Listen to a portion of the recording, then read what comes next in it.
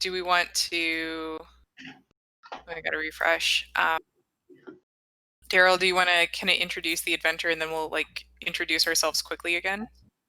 Oh, I can't watch myself do this. Okay.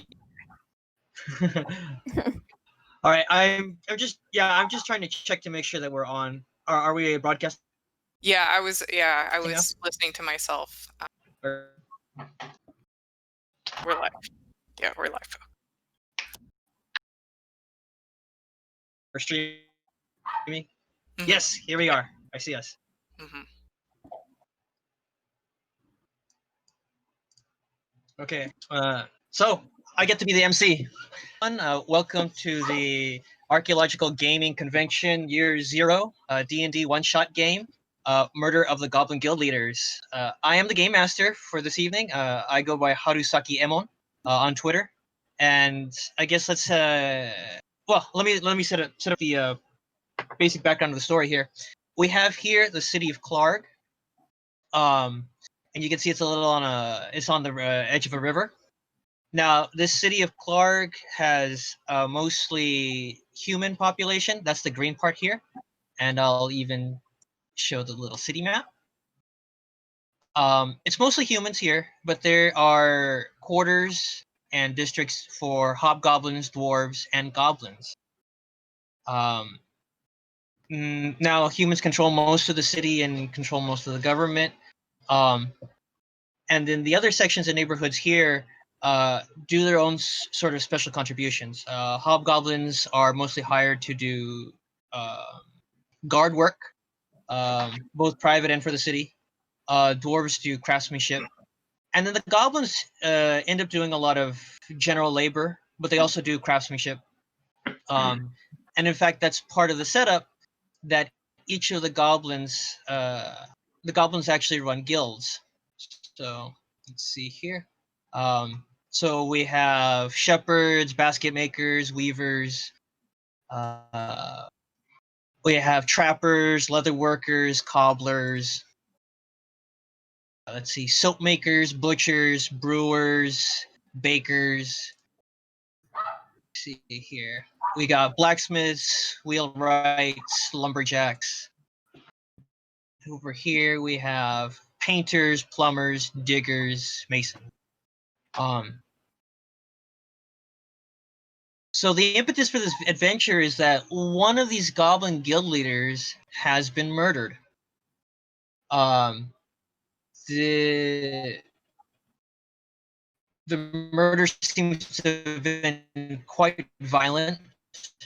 A lot of blood was lost. The scene had a lot of blood in it, and it was quite clear that that goblin had been killed. However, the city government, run again mostly by humans, is sort of dragging their feet on the case. This goblin was a very important figure in the community as one of the guild leaders, and it is up to our 4 heroes here to solve the case and bring the culprit to justice. And so with that, go ahead. Let's have each of you introduce yourselves. Let's start with a theory.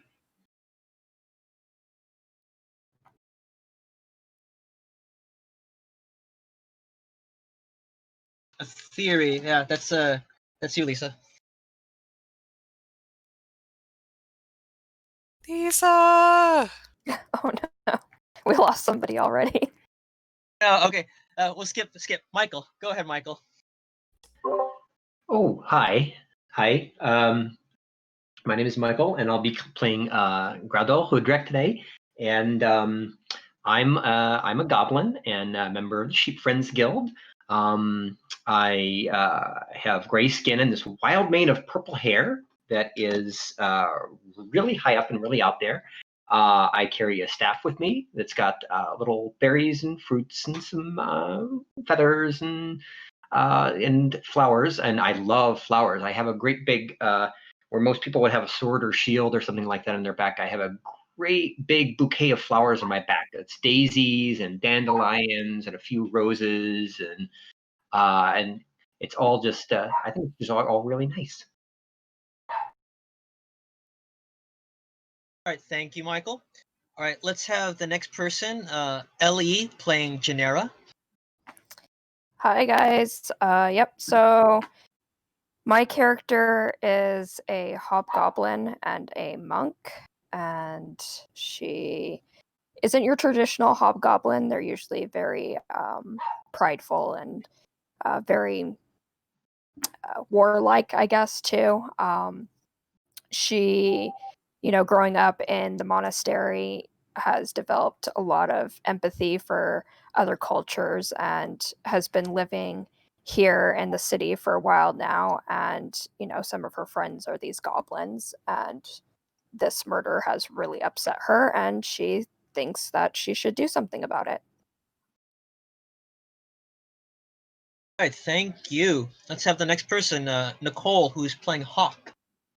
Hi, so my character today is Hawk, who is a hobgoblin sorcerer, who is local, more or less, and has a lot of dealings and business in the goblin community because the goblins have had some trouble, kind of live separately from other parts of the city. So they kind of turn to people like them for magical needs. Um, Hawk is very upset with the way this has been treated at a city level and is looking to bring justice and is looking to solve the case. All right, thank you. A theory, is Lisa here? Can you hear me now? Hear you. Can you hear me now? I can hear you. You can hear me. Okay, great. Okay, yeah. So I'm Lisa. I'm an archaeologist on the West Coast doing CRM, and I've been playing D&D for a few years now, so still kind of a newbie. But Aetheri is the character. She is a half elf, half human, raised by a human mother in an elven tavern, where she went from being an objective observer to a participant observer quite quickly. She hung out with the Den of Thieves and learned, she's a rogue, by the way, and learned how to thieve and be very stealthy. So she has some good skills in that regard. She also never quite fit in, was never really accepted by the elves or by the humans. So she always felt like an outsider, and she sympathizes very much with the goblins and also dwarves and halflings. But humans can suck it. Yeah, pretty much. And elves. Oh, then I don't know how you're gonna handle then with Oh yeah, never mind. Thank you. We'll see. We'll see. Okay. So all right then. We now have the basics of the case and our players now. Okay.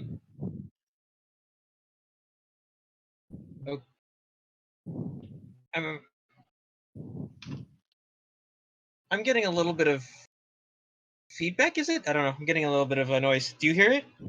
Mm-hmm.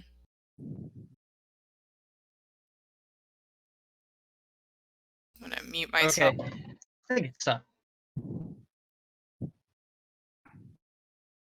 It's not me. I muted myself and it kept going. Okay. I think it stopped for now. Okay. So we have the basics of the case. What we can do right now is you can ask, I would like the group to ask some questions about the city or about the other more specific circumstances of the case, so that we can head you off in whatever direction that you'd like to go. So I'd like to take any questions from the group.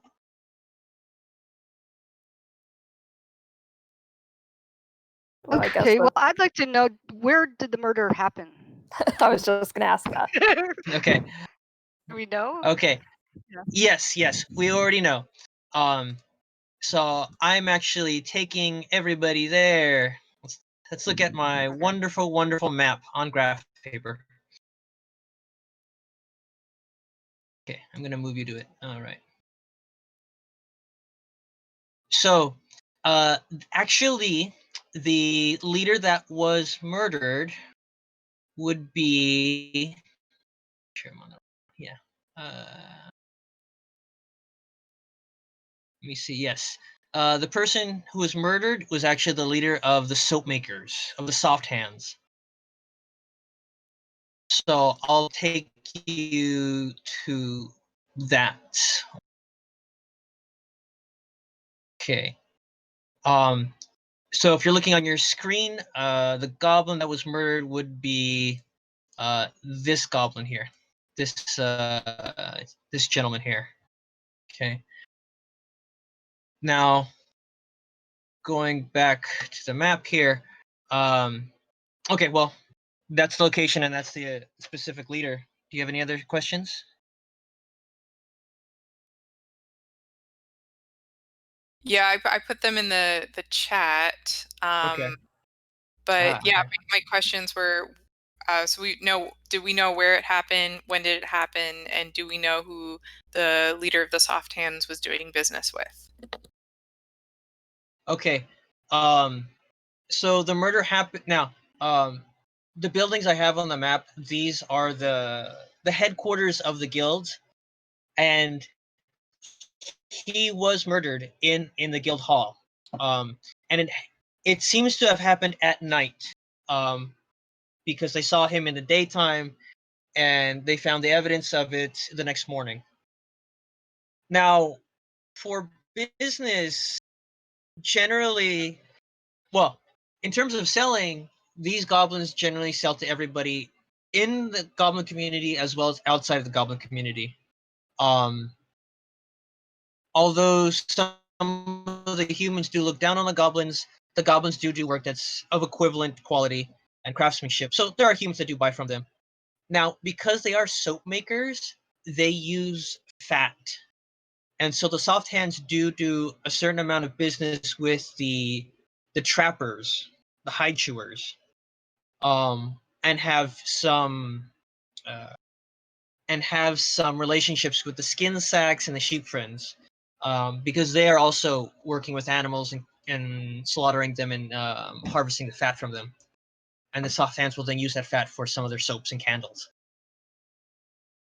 I What? no, it's funny because I study grease rendering Yeah. with animal bone. Oh my god, that's awesome. There's a lot of miles of bones. So that was well, they do business with the hide cleaners, the sheep friends, and who else? skin sacks. So, actually, if you look at the way I did this map, what happens is those who do business with each other or have similar businesses are closest to each other. So right here, so soap makers and butchers are near each other. The trappers and leather workers are next to each other, and they're the cobblers who will then use also leather. Sheep friends are on the furthest in because they don't want to be in town. Then on the right, if I show this down here, we have like the plumbers and the masons next to each other, the wheelwrights. They make carts and wheels and barrels. They're next to the carpenters. So you can sort of assume that whoever's next to each other is probably doing business with them. Okay. So what are the stakes here, like in terms of for the goblin community? Like, will people, if we find out that it's some kind of rival business person, could this result in like warfare in the town? Like, how delicately do we have to handle our investigations? Well, at this moment, the general goblin population is just really in shock. They don't know what to do. They don't know what to think. The mayor of Goblin Town, well, quote unquote mayor. He is functionally the mayor, but it's not an official title. He went to the governor of the city to ask for help, and between the two of them, hired you. At the moment, no one. There are no suspicions exactly. It's still very recent. If it happens to be, if it does happen to be rival business people,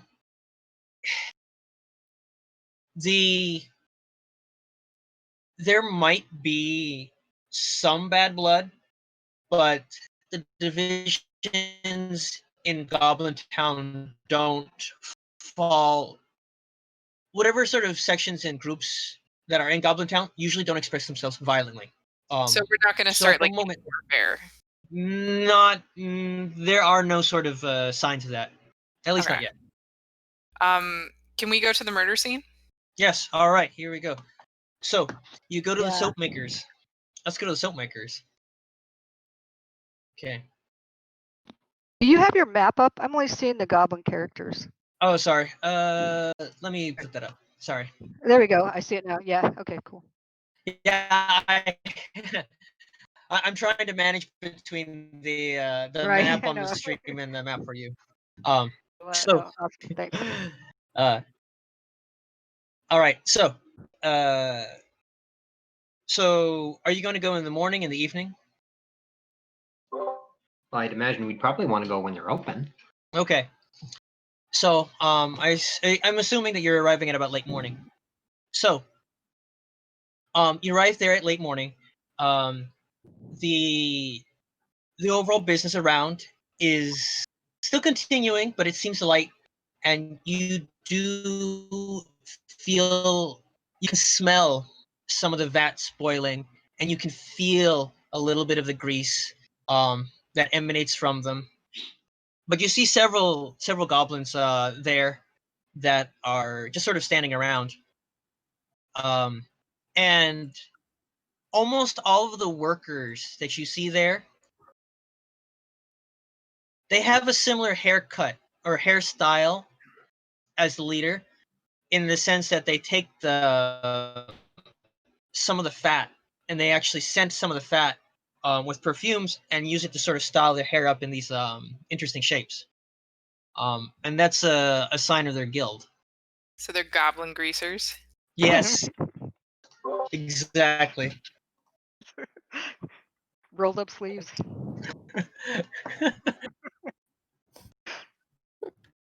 All right then. So do you just barge in? Do you talk to people? Going to the.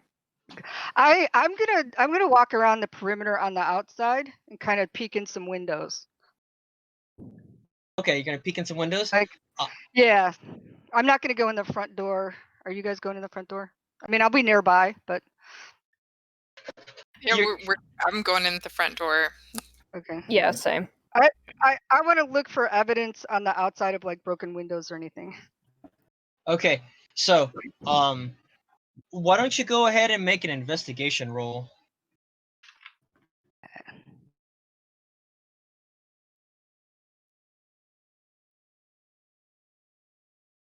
Yeah. Oh wow. Okay. What do I find? So is it all of us or just Everything. Game over. There's the murderer. Okay. You go around the perimeter. There are no broken windows. Some of the grease is on the windows. It just sort of settles there. You see like random fingerprints from here and there, but there are no marks of hands trying to lift the windows or fidgeting with the windows. You see foot traffic, like tracks in the dirt around, but they all look to be goblin. Yeah, there's. It just looks like goblins working here. Okay, so I'll come back and I'll tell you guys, tell the group that it doesn't look like anyone broke in from the outside that I could tell.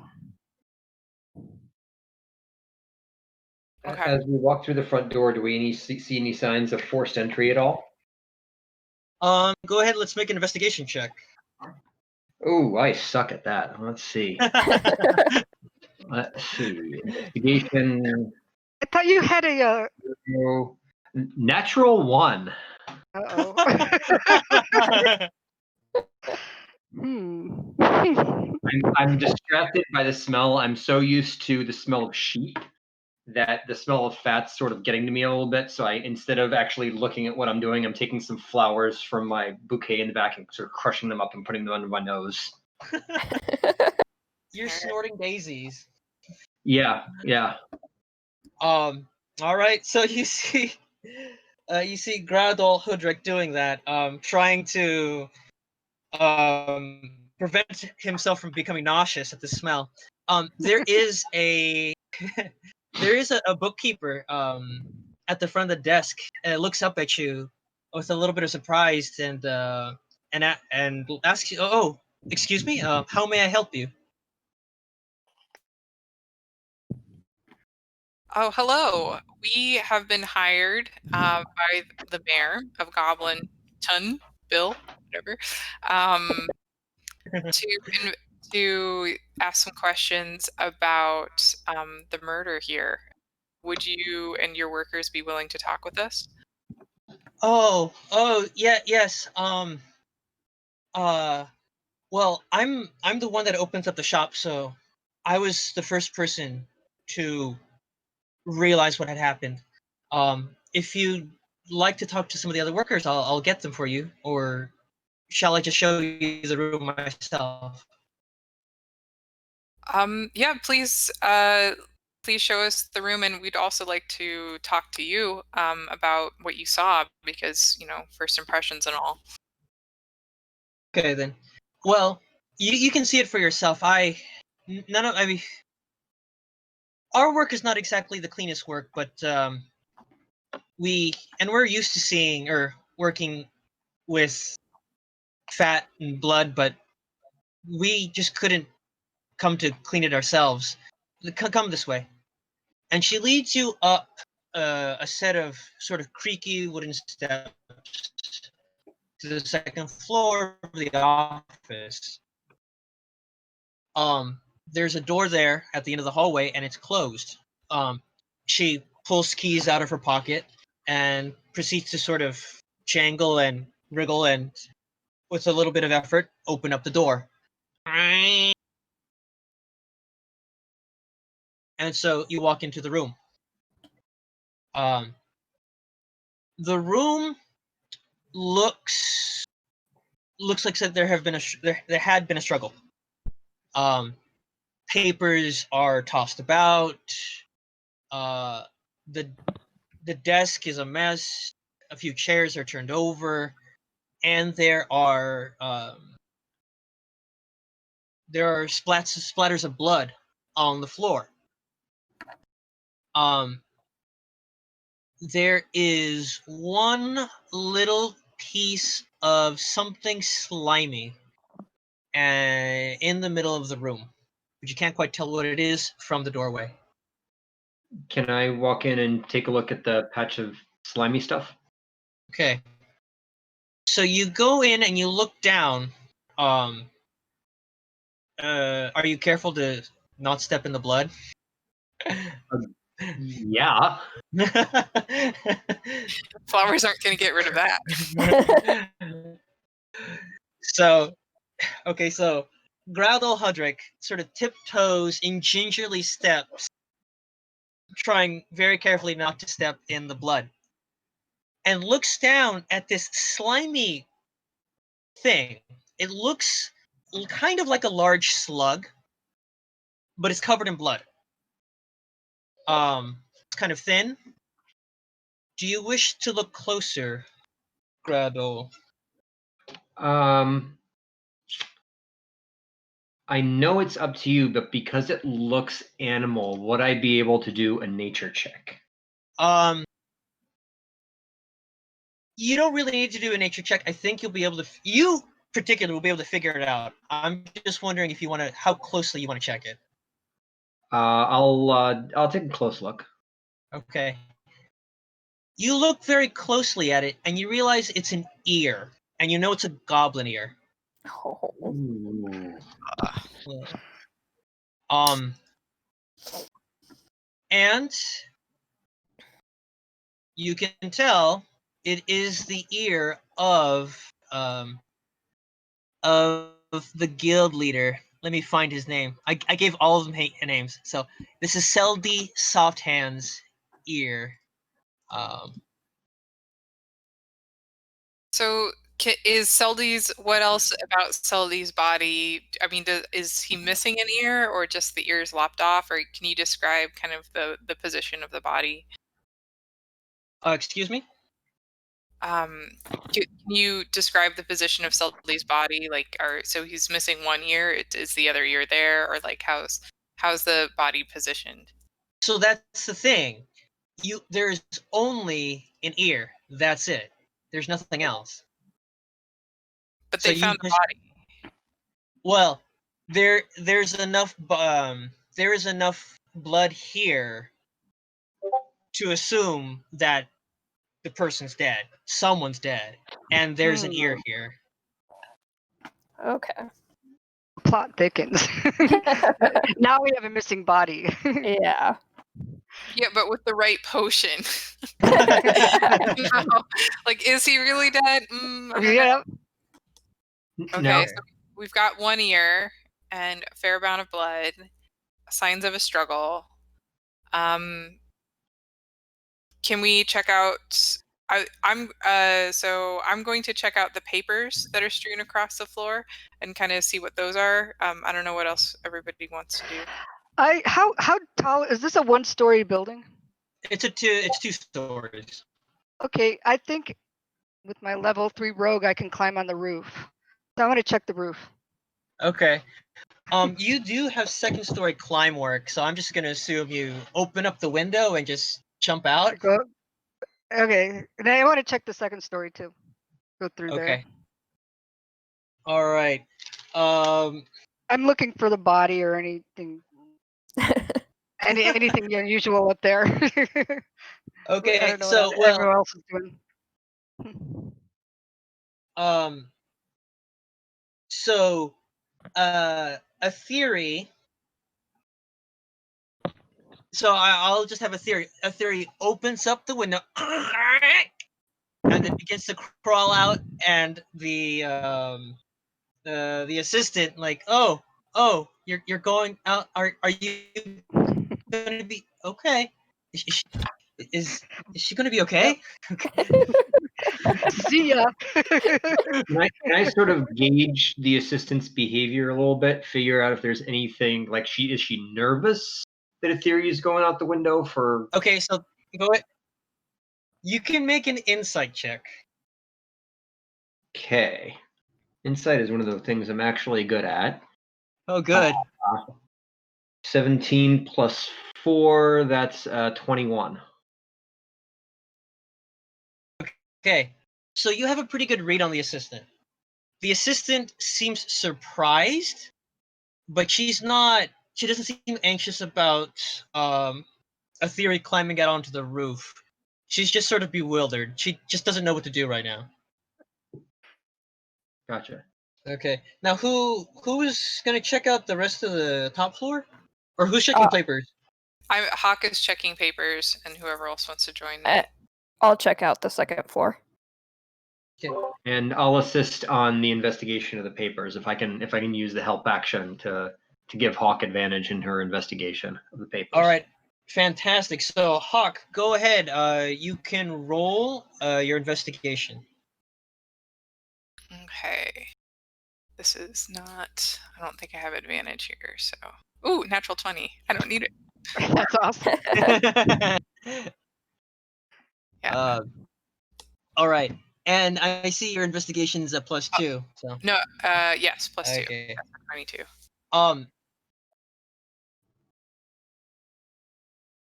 Okay. Now, all right. Most of these papers are written in common. Most of the official papers, anyway, are written in common. There's a few notes here and there in Goblin. This seems to be mostly, financial records, deliveries, receipts, inventory. This is business papers, and they just seem to be strewn about. Now, do I notice anything? some of the papers you notice are torn. Excuse me? No, that's fine. Like, torn in what way? Like, are they like shredded torn, or are they just like damaged? They seem to have like a puncture in them, like some sharp object went through it and sort of tore into it. something sharper than a finger, but not quite as sharp as, say, a knife.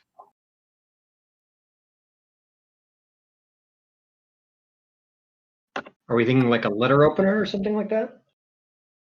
A letter opener, that's a pen knife, and that would have a fairly smooth and straight cut. No, this is more like Like a claw? yeah, a claw might be a good way to describe it. Is there anything like going through the business papers? Are there a lot of like debts or any kind of inconsistencies or desperation sort of thing for the business? Is the business doing well? Like, what can we tell from the numbers on these receipts? So you're picking up and looking at the receipts, and the assistant steps up and volunteers to explain some of them, and it's like, this is the receipt for this delivery, and she explains, and you can look at the receipts, that the business seemed to be doing okay. There really didn't seem to be anything out of the ordinary in terms of the business. Okay.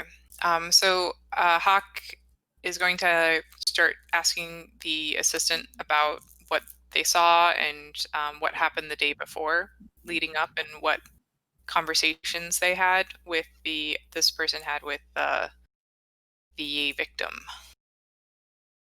Okay. So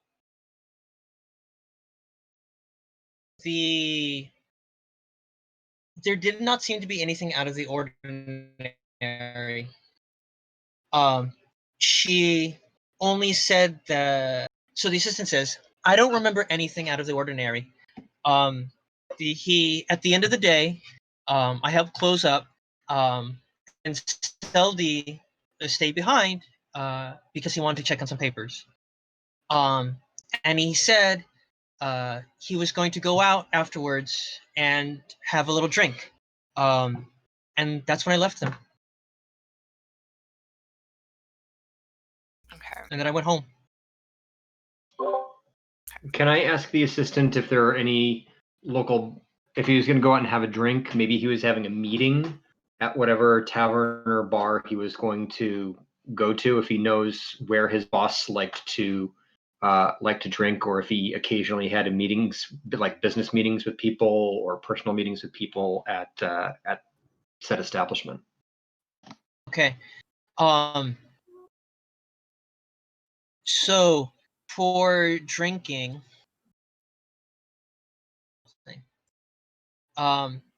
so the quickest and easiest way to get a drink would have been just to go across the street to the fire boilers. Those are the brewers. They do make alcohol. There is another establishment over here on the main road that is pretty popular.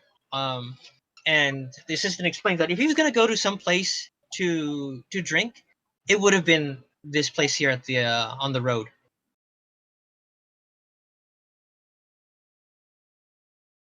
Gotcha. Okay. Gradal, what do you think? Do you think we might go there next after we finish interviewing these folk? Well, I'm always up for a drink.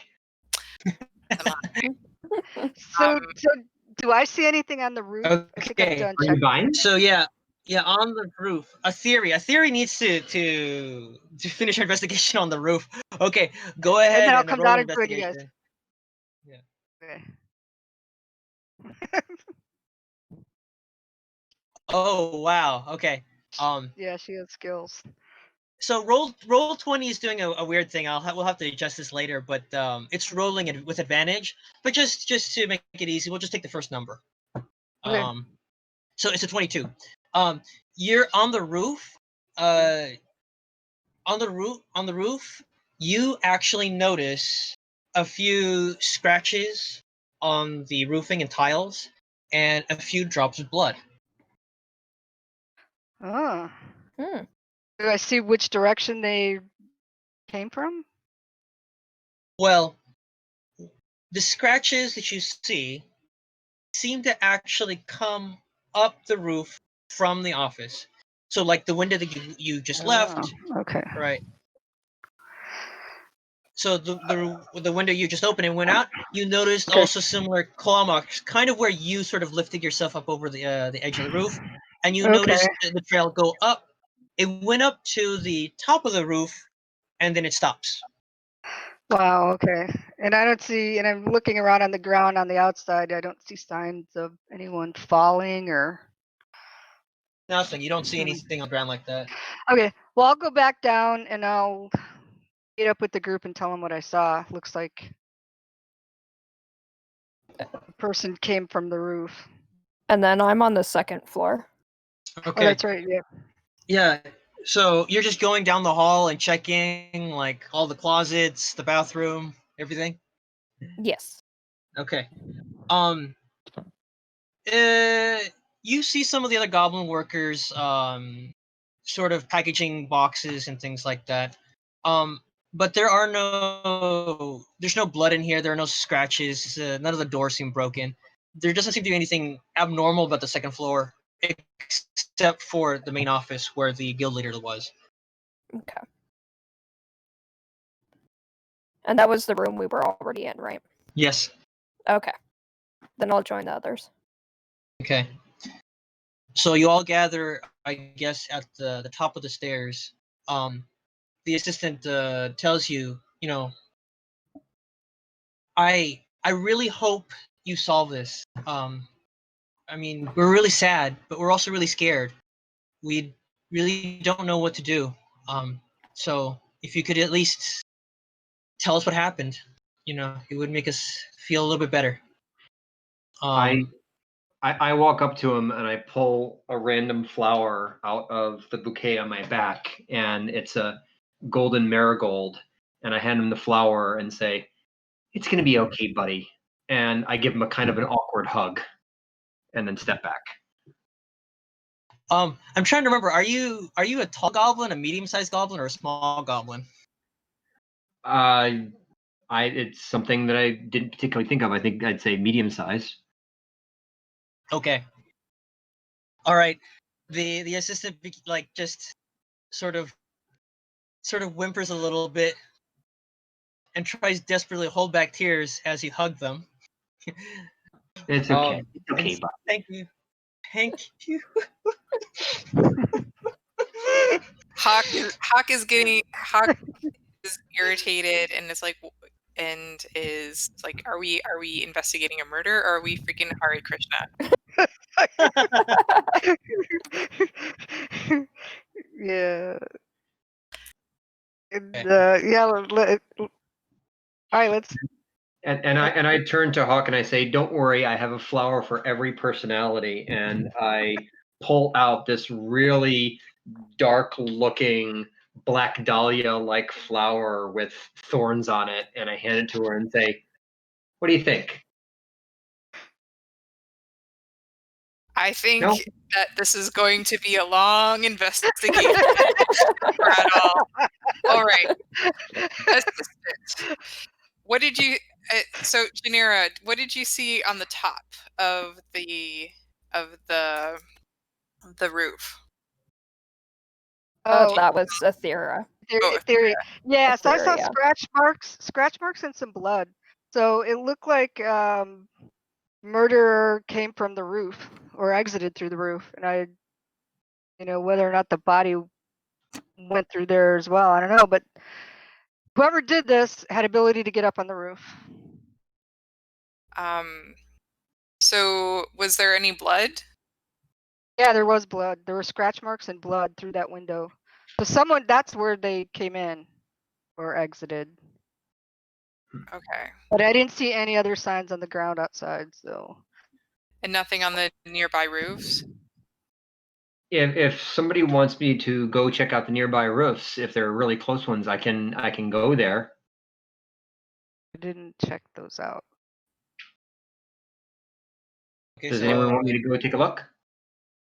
Yeah, why don't you and Aetheri go check the roofs, and see if we can maybe follow the trail. And I still want to ask people here, and learn more about the victim. So would this be a good time to split up? So like go to the bone munchers and the grain grinders. Oh Those no, roofs? just the other goblins and see if they heard anything or heard any threats against their boss, kind of thing. Oh, I meant the building roofs. Which roofs? Do we want to go there, or do we want to go question people at the tavern? I'm cool either way. Or we can all split up.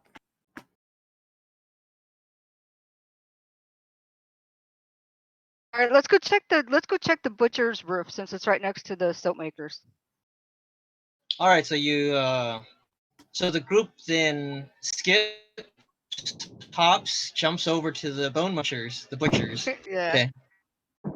Okay. So I'm just wondering, do you just waltz up there, a walk, or you're just gonna climb onto the roof from the outside? What's your Yes. approach? I'm going from the outside. Well, okay, let's talk about this as a group. Hawk, did you wanted to go talk to more people? Yeah, so Hawk is staying behind with the soft hands and is going to ask some questions about the just like business practices and any known enemies. Okay. And what does Hawk find out when she's asking the other workers? Okay. So you talk to the other workers. Some of there are some of the workers. They give you sort of general workplace gossip. They talk about how the boss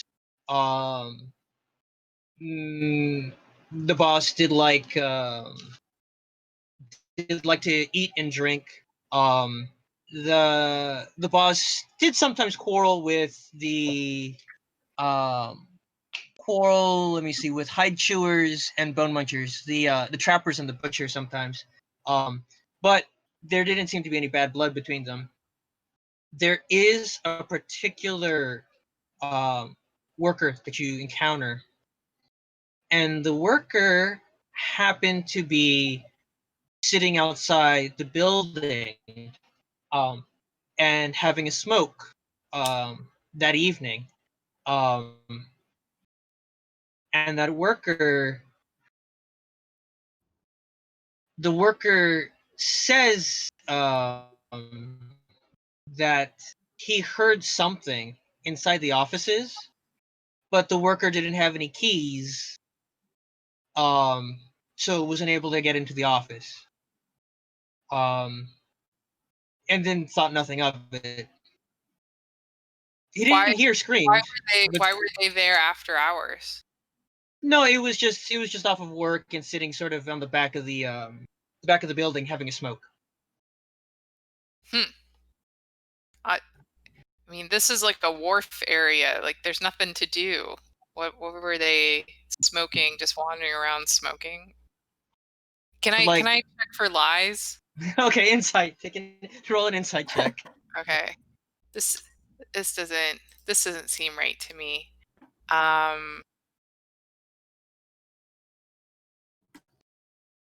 And it's an 8. Okay, so well, you turn and you look at the river, you look at the wharf, and you're like, huh, this is a nice place to sort of sit and relax and just watch the river and the water birds. I guess this is a nice place to sit and enjoy a smoke. Okay. All right, then I'm done.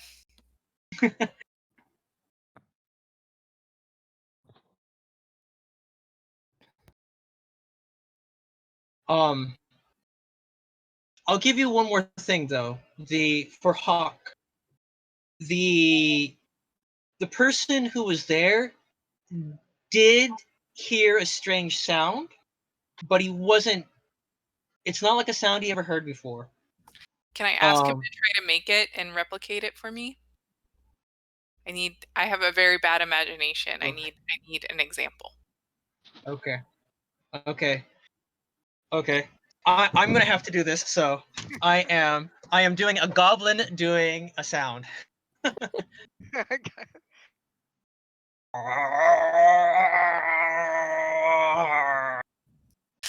don't know. Have you heard that? Oh god, that was straight out of Monty Python. The mythical beast of So like a guttural growl kind of sound.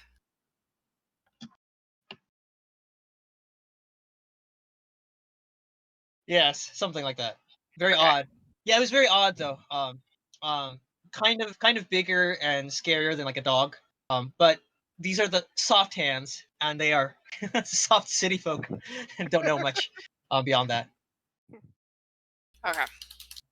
So I go and rejoin the crew. Okay. So a theory is climbing the roof. Yes. Let's see, Genera and Gradol, are you like just walking through the front door? Are you climbing? Are you cheering her on?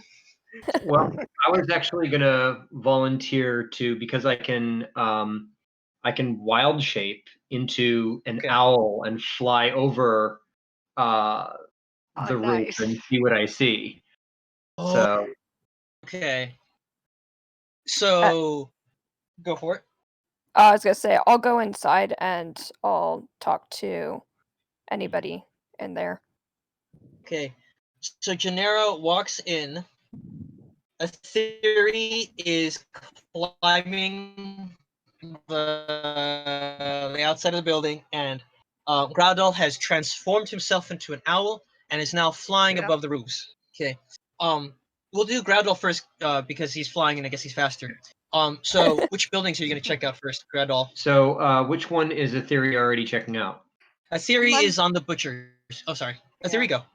Yeah, the butchers. That's what I was gonna say. The butchers. That's the bone munchers.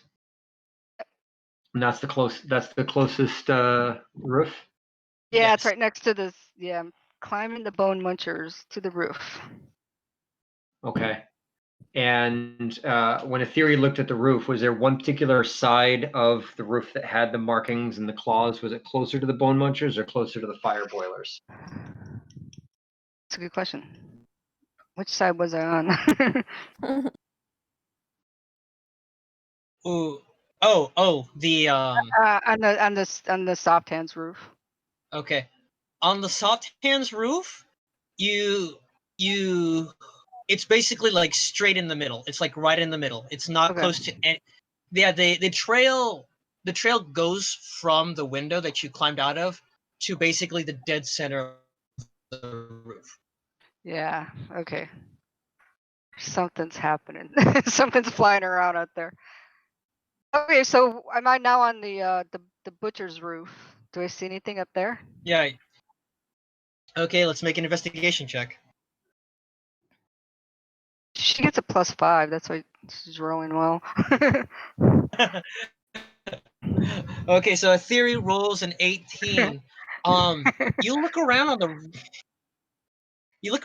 roof. There is no blood on the roof. However, you do see you do find some scratch marks. But it doesn't make a trail. It's just they're like similar scratches that you saw on the soap maker's roof, and now Like you found something's them on the. okay. So something's flying and landing on these roofs. I'm But thinking. the scratches on the bone muncher's roof, they don't make a trail. It's just there's one spot with a couple scratches, and then that's it. Something's bounding across these roofs, like from one to the other to the other to the other. So does the owl see the same thing on every roof? I think what I'll do is rather than just a straight like investigation check, I'll try basically flying in a circle from the soft hands clockwise across the bone munchers, the grain grinders, the fire boilers, and then back to the soft hands, and Around the basically just do a pass around the block and see what I can see from the air. Okay. Let's do a perception check then. Okay. Doing a perception check. I gotta use the owl stats. So give me just 1 second. I gotta go to my extras on D&D Beyond. And owl gets +4 to perception. 15 plus 4 is 19. Oh wow. Okay. So, as you make your circling around the neighborhood, you notice that you notice the same trail that Etheria found on the soap maker's roof. The trail of scratches and blood. You notice the scratches on the butcher's roof, but you do not notice any scratches or blood on the grain grinders or the fire boilers. Out of the 4 buildings you checked, or 4 places you checked, only the soft hands and only the bone munchers have any signs of scratches and blood. Now, I don't know if this would take too much time, but since it's the soft hands and bone munchers, would I be able to check out the roofs of the building directly to the west and the east, or would I be using too much time to do that? You can go ahead and do that since you are flying around. They're not that far apart, but with that, I'll let you fly around and keep going, and we're gonna move to the next person. Let's talk to Genera. So Genera, Okay. you walk in the door. You just like kick down the door. What do you do? No, I walk in and look for the person in charge, maybe. Okay. So you notice some of the goblins doing their business, cutting up meat. You see some of the animals hanging, and you see a few customers coming in. So one of the workers stops and looks at you and says, "Hello, may I help you?" And I respond, "Hello. Yes. Can you get me the person in charge here?" Do you mean our guild leader? Yes. All right. So, and the worker asks, who may I ask who's calling him? Like, why do you need to see him? So I was hired to investigate the murder of the Soft Hands guild leader, and I wanted to talk to your guild leader to see if maybe they heard Okay. anything. Right Yeah. then. So then, okay, so then that means Mayor Tamron is on the case. Then I'm guessing he hired you. All right. Yes. So the worker trots off to go get the guild leader of the Bone Munchers. Okay. So this will take a few minutes, and in the meantime, let's have Michael. You wanted to check out the other buildings here, Michael? Yeah, I just think that if there's only the claw marks and blood on the soft hands and bone munchers, but not on the fire boilers or grain grinders, if something's bounding from roof to roof, it's either going to be heading from the soft hands to the bone munchers to the mayor's mansion, or in the opposite direction. Okay. So would we be able to fly from the soft, when I see the blood over the bone munchers, basically when I complete the circuit, can I continue down and sort of just fly over the mayor's mansion and then circle back again? Okay, just the mayor's mansion? The mayor's mansion, and if I can fit it in the time, because I don't want to use it too much time, the grass weavers. Basically, see if this thing was over here. traveling in an east-west direction or west-east. Okay. All right. Okay. The mayor's mansion. As you look for at the mayor's mansion, you don't notice anything. This building is the largest building. It looks nice. The tiles are in better repair than the other buildings around it, and you don't notice any sort of scratches or blood on the mayor's mansion. Okay, let's go actually now to a theory. Oh wait, no, we did a theory on the roof. Are you gonna climb down a theory or? Yeah, I'm going to climb back down. I'm not going inside the building, and Okay. I want to go back to where Hawk is. Okay. Are you trying to be sneaky about it, or are you just sort of stomping your way up there? No, I'm being sneaky. I'm yeah, Okay. definitely being quiet about it. Okay. Make a stealth check, and let's go to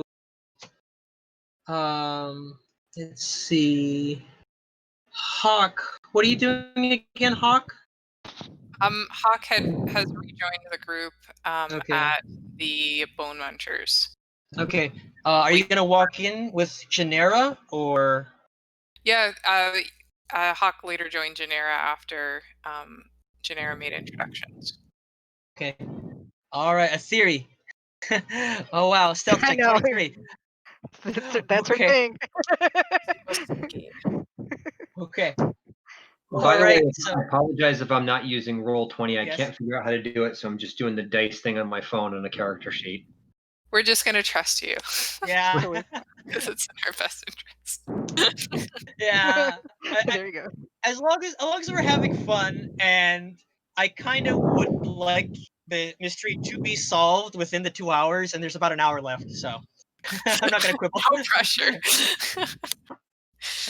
Uh, okay, so you're very sneaky. You're able, as you're coming down, as a theory comes down the roof, you can peek in through the windows of the building, and no one notices you coming down. Awesome. Um, Okay. So I'll just have a theory and Hawk meet at the door, basically on the ground level of the building. Where did you come from? What'd you find? Oh, so there's more scratch marks on the roof. Something's bouncing from roof to roof.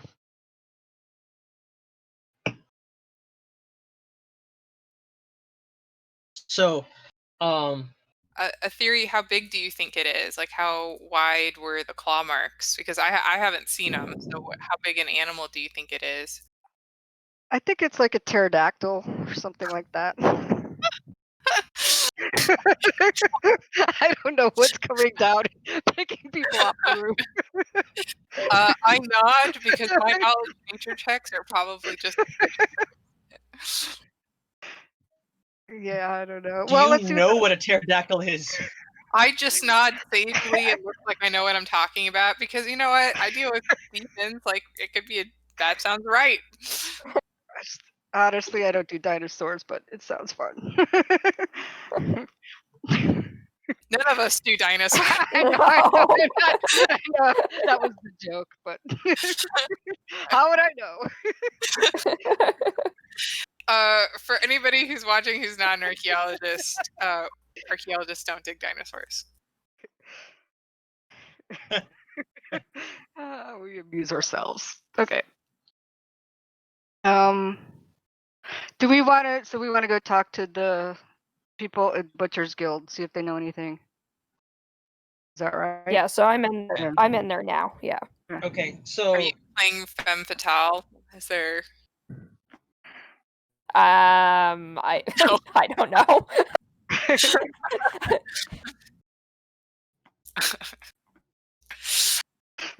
What have you found? Nothing. Yeah. Nothing yet. I'm waiting to talk to the guild leader. Okay, then go ask the question. Sorry to interrupt. It's I okay. just figured out how to do it on D20. You got to go through the character sheet. Dory, there you go. yeah, congratulations, you did it. You figured it out. I'm too old school. I'm too old school. Okay. So we have a theory, Genera, and Hawk. They're meeting in the entrance way in the front. What would that be?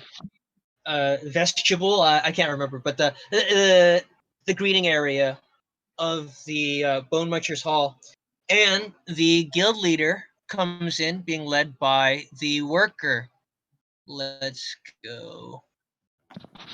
So let's go over. Alrighty.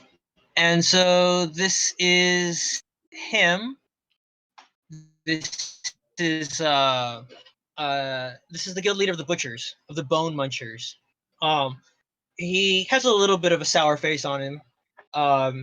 He's not carrying the cleaver, but you do notice that his clothing is stained with blood from being a butcher, of course.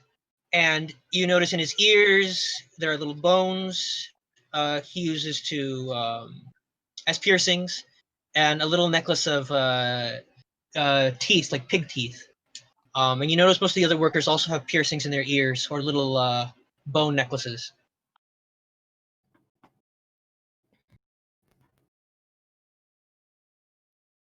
Okay. So he introduces himself as Glexal Bone Muncher, and he asks you, "Well, how may I help you?" Okay, let's see. Were you or any of your workers here last night? Well, we usually don't stay after dark because it's very difficult for us to do our work well without the daylight. So we closed up shop at about sunset. I was still here, and a few of my workers were here cleaning up, but most of them had left by the time the sun had set. Okay. Did you or anyone see or hear anything strange?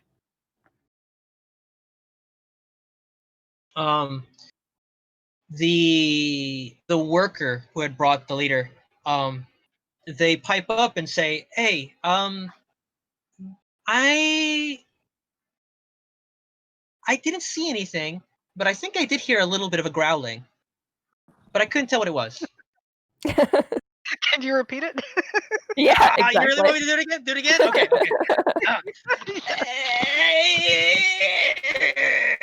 Like that.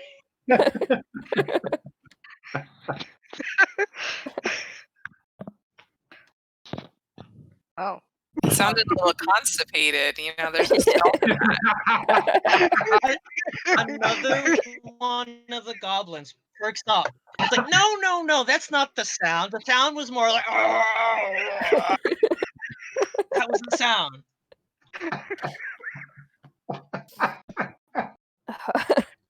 Oh, that makes much more sense now. Yeah. Oh. Okay. In which direction did you hear that sound from?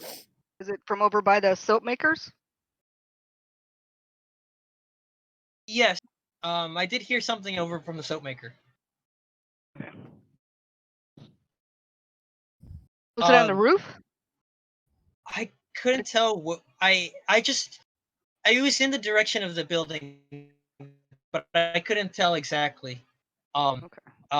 And there's a few more goblins sort of are trying to get the sound just right in the background.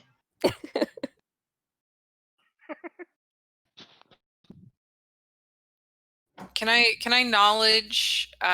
local knowledge check on rumors of any kind of large beasts in the area?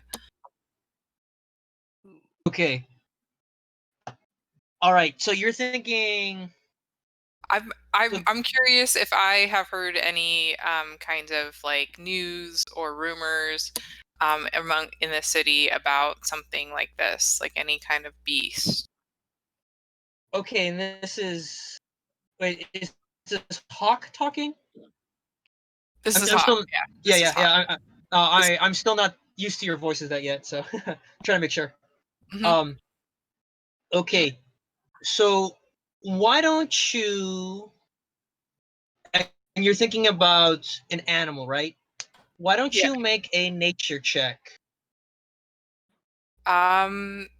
Yeah, I was thinking in terms of like rumors in the city of something like this. Okay. Well, but I can do let knowledge me nature check. see. Well, your nature. Well, nature check. Well, nature just for animals in general. History. History, I think, is supposed to be more for like people, but your bonus for both is the same. So just Yeah, so, roll. okay. Doesn't matter. Okay. Okay. Uh, 15. Okay. So for you, Hawk, you cannot think of any animal that's that large. You can think of bears and wolves, right? You cannot think of any large animal besides that. But wolves wouldn't be getting on the roof, and neither would bears. So that's about it, but that doesn't seem like the right thing. Can I do a knowledge arcana check? Okay. If you're thinking of an arcana check, this is going to be a magical animal then. Yes. Okay. So go ahead. Make an arcana check. 16. Okay. Nice. So, are you just thinking to yourself, or are you trying to discuss with people? I'm discussing with people. We can think out loud. So I tell them I can't think of anything. If Gridal was here, maybe we could ask him about his knowledge nature and see if this might match an animal that he knows. Okay. But this doesn't match anything I know, So, and I think it might be Genera magic. yeah. So Genera and Aetheri, go ahead and make nature and arcana checks. And Groudal, you are flying, and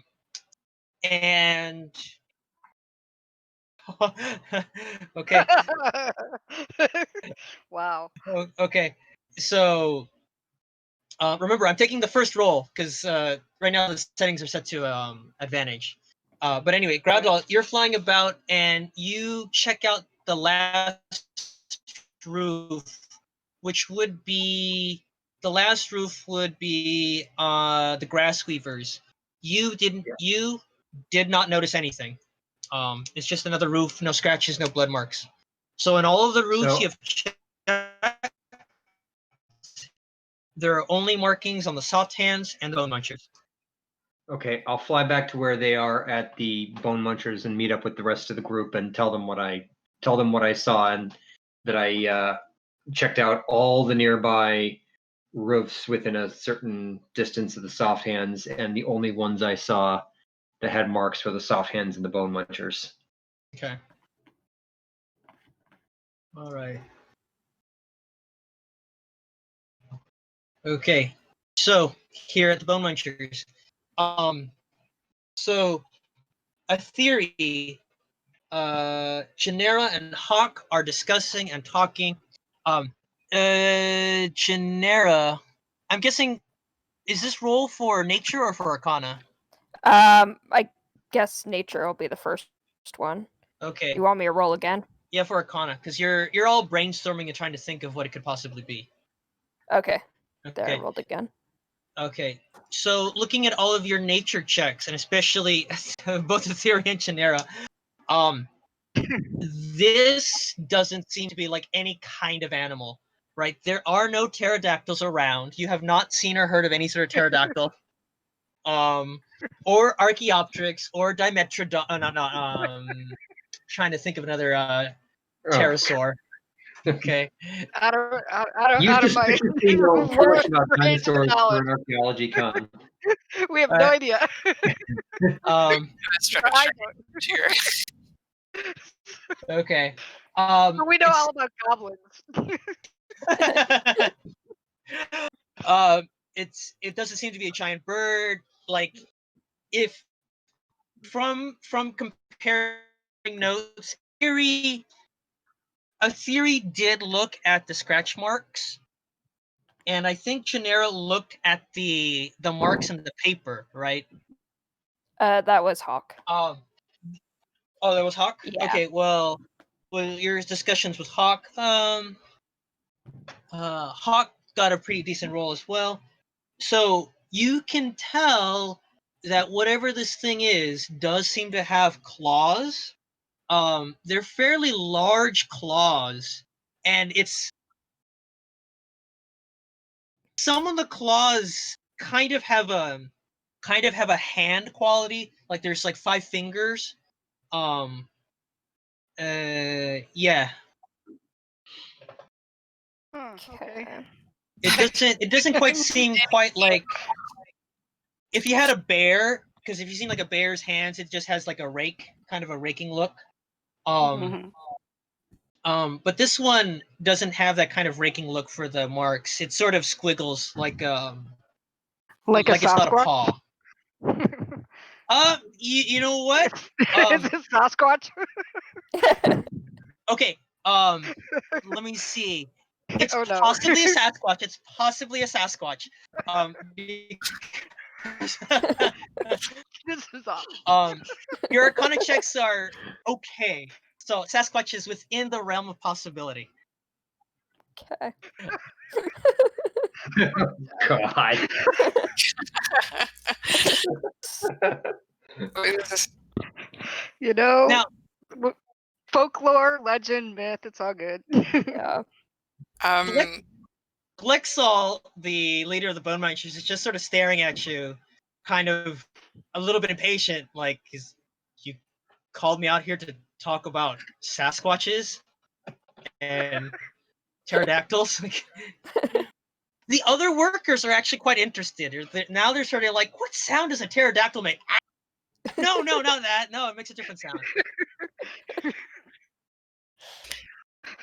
Okay, so I ask him if he knows of any. I asked him the same questions about like the enemies of the soap guild boss, and if he was in any kind of trouble or had any issues that he know of, or if there were any kind of like personal things, like scandals recently in soap making.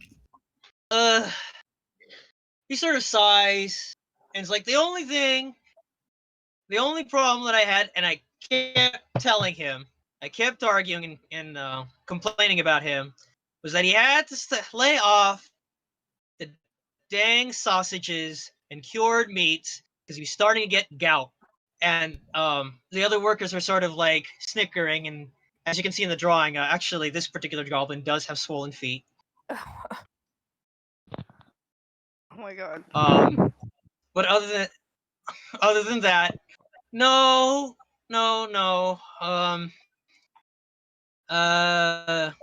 Cell D was an honest worker, did his work. He was a hard bargainer sometimes. Since we do business with the fat, he does buy fat from between the business between us and when the meats and animals come in, he does take some of the fat.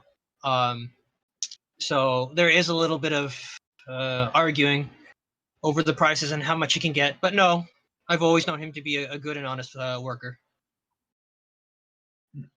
Can I? Does he seem to be on the up and up, or does he seem like he's trying to hide something? Okay, insight check, please. All right. This is finally I'll be able to do the damn thing here. All right, clicking insight. Going back to the crap. see what I got. Nice Oh. roll. Nice. Yay! So what did I roll? Oh yeah, 17 plus 4. What's this over here? Okay, so again, we have to go to the settings. It's not a big deal, but the settings right now are set toward advantage, so it's automatically rolling twice. But we'll just take the first roll, just to make it easy, so we don't have to deal with it. Got it. Yes. Yeah. So 21. Yeah. Yeah, I am looking at the chat in Twitch, and yeah, we are rolling 20 like every time. I know. Okay. So you are looking at Glexol, and Glexol does seem a little upset. Not quite upset that you're. Well, he does seem a little bit upset, and he does seem a little bit nervous. He does seem to be uncomfortable that you are here. Oh, wait a minute. Oh, wait. Sorry. Groudal, you were still flying in. So that means you, as an owl, fly in through the window, land, transform, and like right in front of him, and then do the insight check. Yeah, pretty much. Now we know why he's nervous. Everyone is sort of exactly. like, what was that? It's an owl. No, it's a goblin. Oh, it's Grandal. But the roll will stand. Genera, I'm guessing this is also an insight check. It was an accident. Okay, okay. But the roll will stand, and Grexol does seem to be sort of upset and nervous that you're here.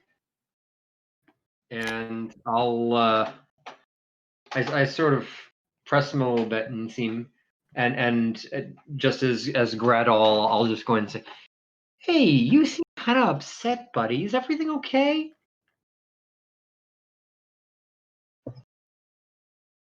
You seem kind of nervous. Of course, I'd be nervous too if some guy right across the street just got murdered in the most gruesome fashion imaginable.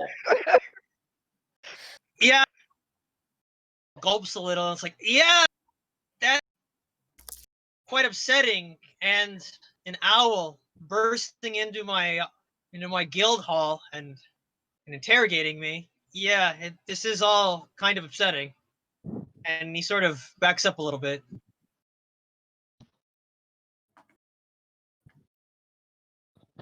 Okay. Now you said the insight check stands. Okay, so am I'm gonna I ask able each to of tell you. whether he's nervous because Oh, of what I did or because of what he's been asked about?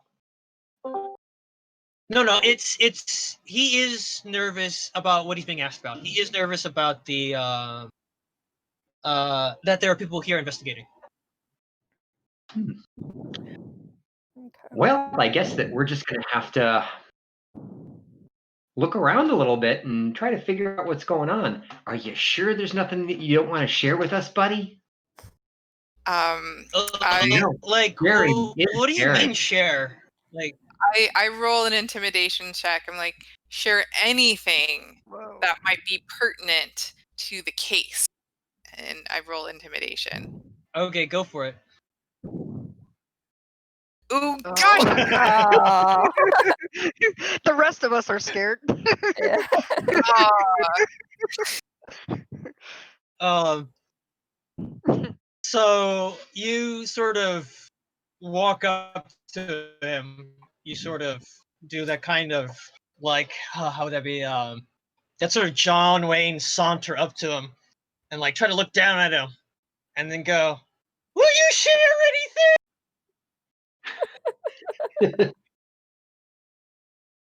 Hawk clears her throat. Yes. Tries to recover. Some of the goblins in the background are chopping, and you hear like dunk, dunk, dunk from the meat cleavers, and will you share anything? Off in the back somewhere.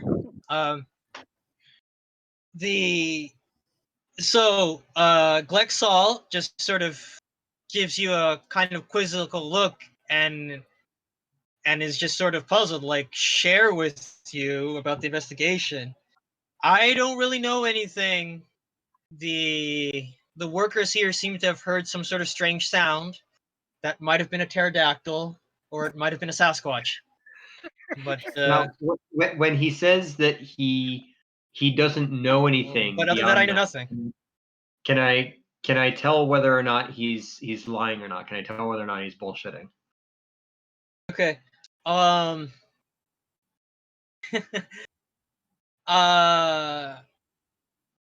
right, let's make another insight check. Right. I also want to make an insight check. Okay, go ahead, roll for it. 9.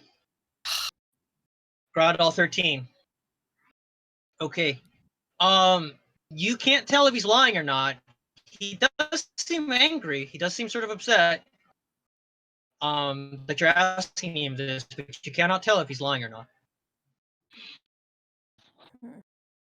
Can I go sneak? I'm gonna go sneaking back while they're chatting. Okay, Take a look go around ahead. inside. All right. Are you just want to sneak away from the conversation, or you don't want any of the workers to see you?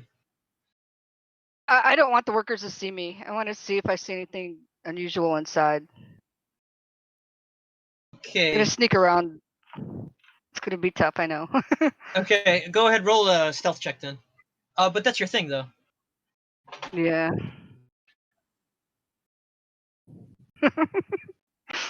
That's insane, but okay. Damn it, theory. The computer did it, not me. Okay. So what do I see? I see Okay. like I'm going around inside the, where they're cleaving stuff. So you just hear the chop. Let me see if I can do a sound effect. The chop, chop, chop, chop of them butchering the meat and the animals. You hear some of their laughter and them chatting with some of the customers. And this building does actually, let me think about this for a second. Okay. No, this is a one-story building, so you're gonna check all around the building. Okay. You do not notice anything outside of goblin traffic and goblin business. It's just a building. It's a butcher. But no one notices you. So you are free to check or go into any room that you'd like. So do they like what are they butchering? Like what animals are? Does it look all normal? Yeah, it's sheep, pigs. They're not Sorry, hiding a Sarah. goblin. They're not hiding a goblin body in there. No, you do not see a goblin body. Okay. You just see goats, sheep, pigs. Okay.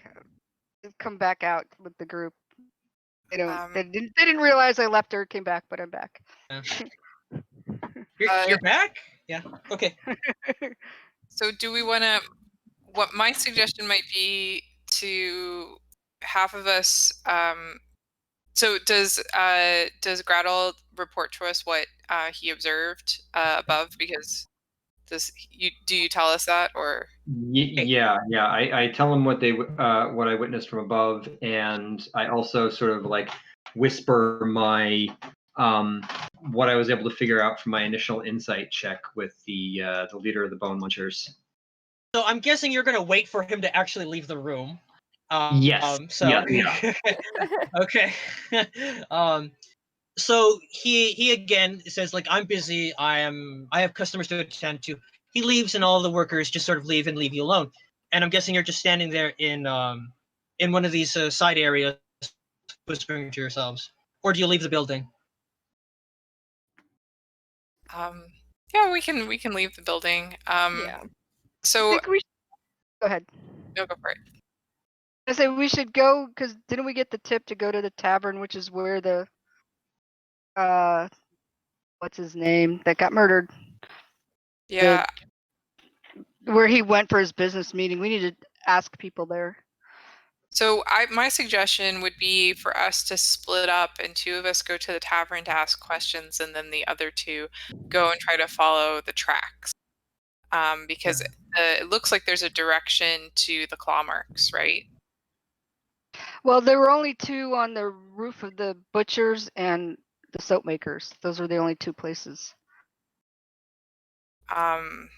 where we saw the marks. And so there's no other blood or anything like that, because if we're looking for a body, there's going to be like, how were they able to cover the blood trail? Yeah, it's good. That's why I mean, I was thinking somebody flew off with it. It wasn't on the ground; it was on the roofs. Okay. We can go. We could split up between the fire boilers and the tavern. We haven't been to the bakers yet either.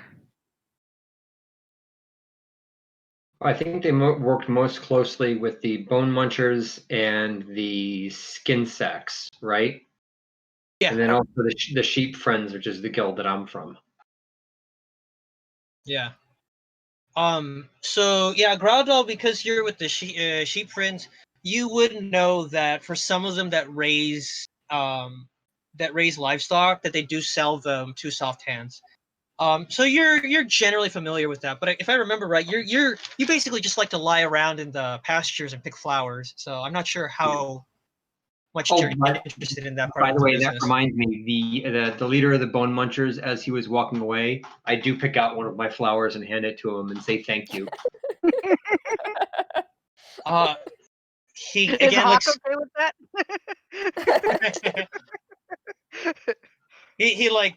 he takes it, sort of nervously sniffs it. It's like, smells good. Sort of tucks it into one of his ear piercings and then walks away.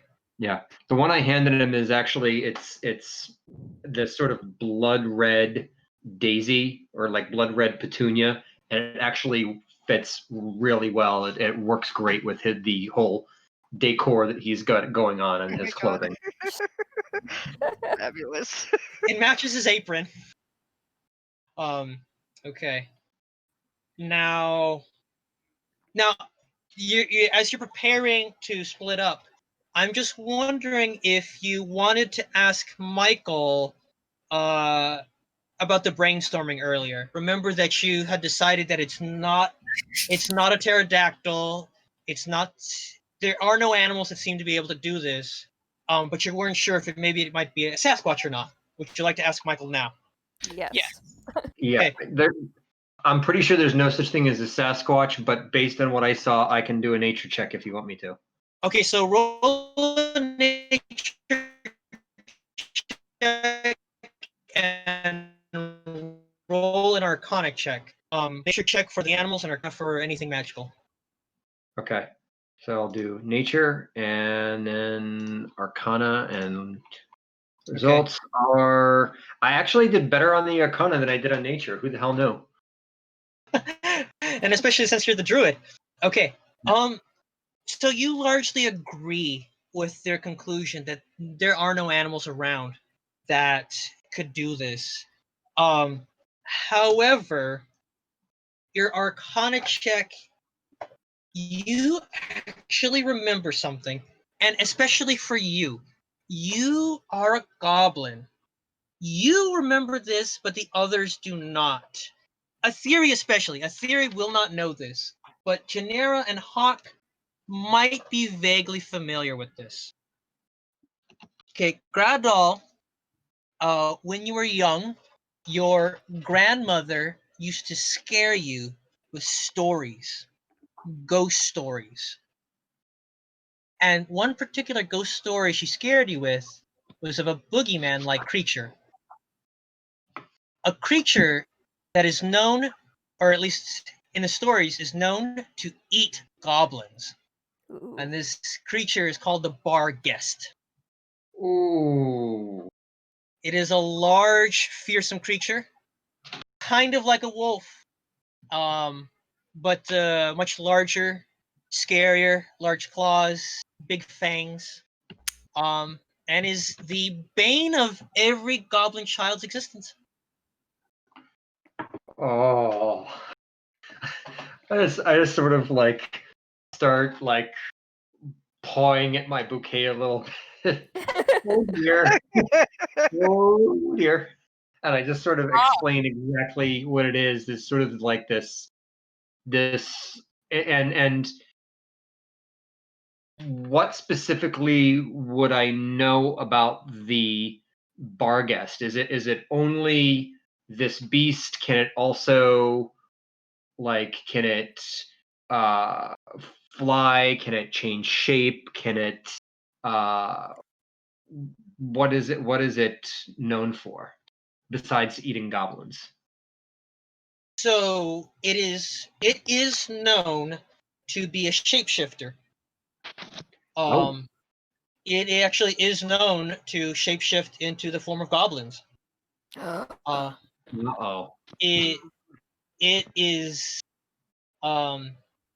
and it is known it cannot fly, but it does seem to have the ability to disappear. Like it can just vanish. It seems to vanish before people's eyes. Like people lose track of it. Or you're just standing there and boop, it's right in front of you, and then it proceeds to eat you. Where does it hide?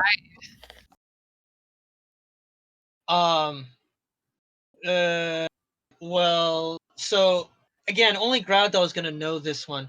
But Groudal, it's not known to hide in like caves or trees or anything like that. That's not its point. It prefers to be like among goblins, and then sort of snatch them when goblins least expect it. Are there any telltale signs that we should look out for according to the stories? Are there any telltale signs we should look at according to the stories? So I'm guessing, I don't know, Gradal, do you want to be the one that like sort of quivers and shakes and kind of cries telling the story, or? I'll quiver and shake, and again just sort of like pull at the flowers on my back. Shall I just give all the information? As this happens, and you can just sort of give all the information. Otherwise, I'd just be repeating what you tell me. Okay. Oh dear. Oh my. So the bar guests, there are no sort of physical signs. Like if you just look at a transformed bar guest in its goblin form, it doesn't give off any sort of signs that it's a monster. It's just a goblin. You can sort of still see some of its face as you would. Its bar guest face resembles its face as a goblin. Now there is one more thing. It doesn't like fire, or rather, it doesn't like large amounts of fire. That it's sort of scared of big bonfires. Little candles don't bother it, but the big fires do scare it. Something bigger than a torch. It has to be a lot, and that's about all the information you have. Are there big fires that are used in making the soaps at the Soap Makers Guild or the Brewers and the Fire Boilers Guild? So they're not big bonfires, exactly, but they're big vats. You know, it's like a big cooking vat, and they do have it doesn't have to be a fire per se. They can just use charcoal and things like that. It just needs to be hot. So they don't really have big fires there.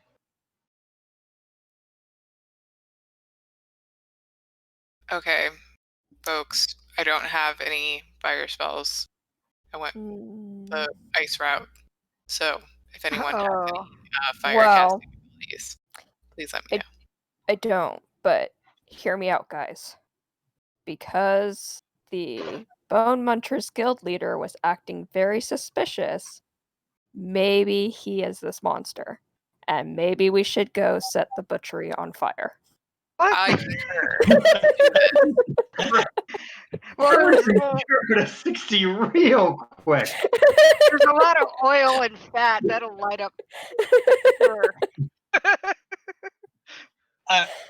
Okay, I'm gonna break the. I'm just gonna break the game, the fourth wall for a moment. But when I was discussing this in the Discord chat, Sarah's first suggestion to solve this mystery was to burn the neighborhood down. And we've come full circle, and now that it's truly the suggestion you have. Yes. I wish she was gonna do that. Burn it all down. And I'm sorry, I couldn't tell the voices. Which character made that suggestion? Janera. All right, The monk, the one that's supposed to be so, nice. Like that look that your dog gives you when you're doing something that is like can't figure out, that where they sort of cock their head to the side and be like, "What is wrong with you?" Just to exhaust all avenues, is this effect of shape shifting, is this a magical effect? Is this something that can be found with detect magic, or is this kind of an innate ability which I could not find? That's a good question, because I do have detect magic. Okay, so I mean, like, the stories don't really know, because technically that's like a metagaming question a little bit. People just know that it shape changes. They don't really know if it. They don't really know if it does spells or doesn't do spells. It's just it changes shape.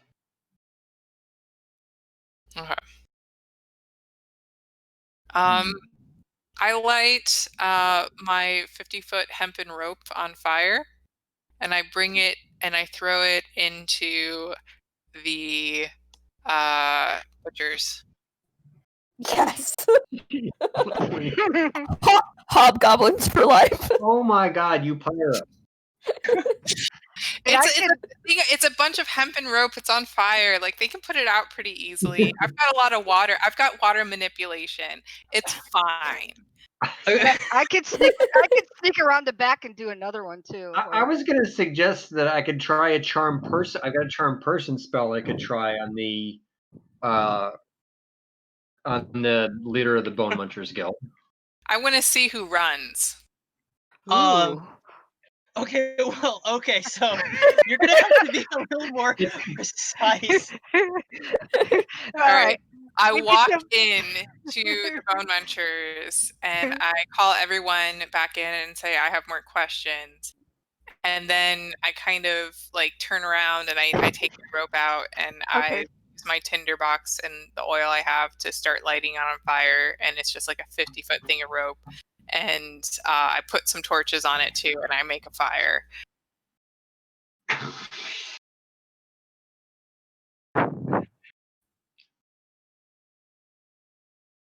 Are you doing that in front of people, or you do it beforehand and then have it ready when they come in? I gotta have it ready to go, so that it lights pretty quickly because I want this to get big fast. And I'm gonna run around the back. I want to run around the back to see if anyone comes running out. Tries to sneak out the back.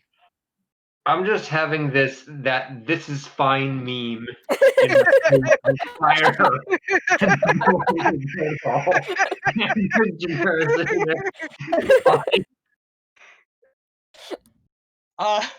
Okay.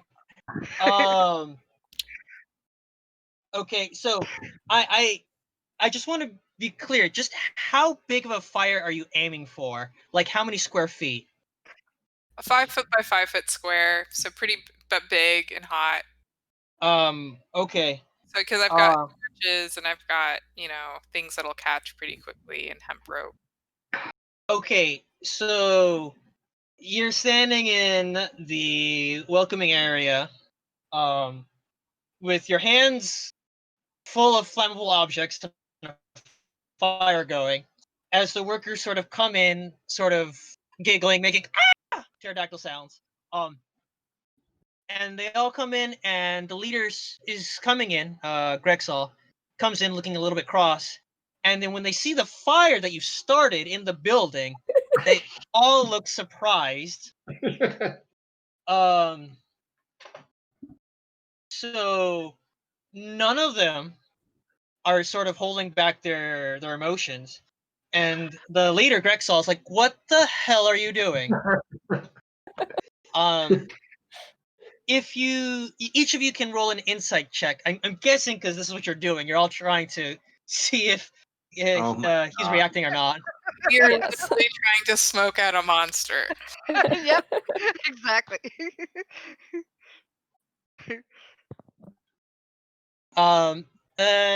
Let me. Who's sneaking around the back? Was Hawk sneaking? No. No, Theory. I was sneaking around the back. So I guess I didn't see that, did I? Yeah, probably not. Okay. Okay. Ignore mine. Okay, so Janera and Hawk, they all just look angry. So you are preparing yourselves to either put it out or keep going with it because they all seem upset. Gradal,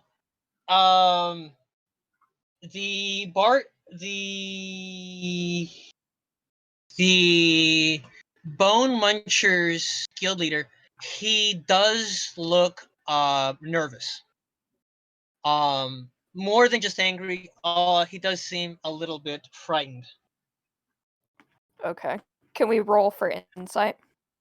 Well, Janera and Hawk have done insight and are not quite sure. Groudal does notice that he seems scared. Okay.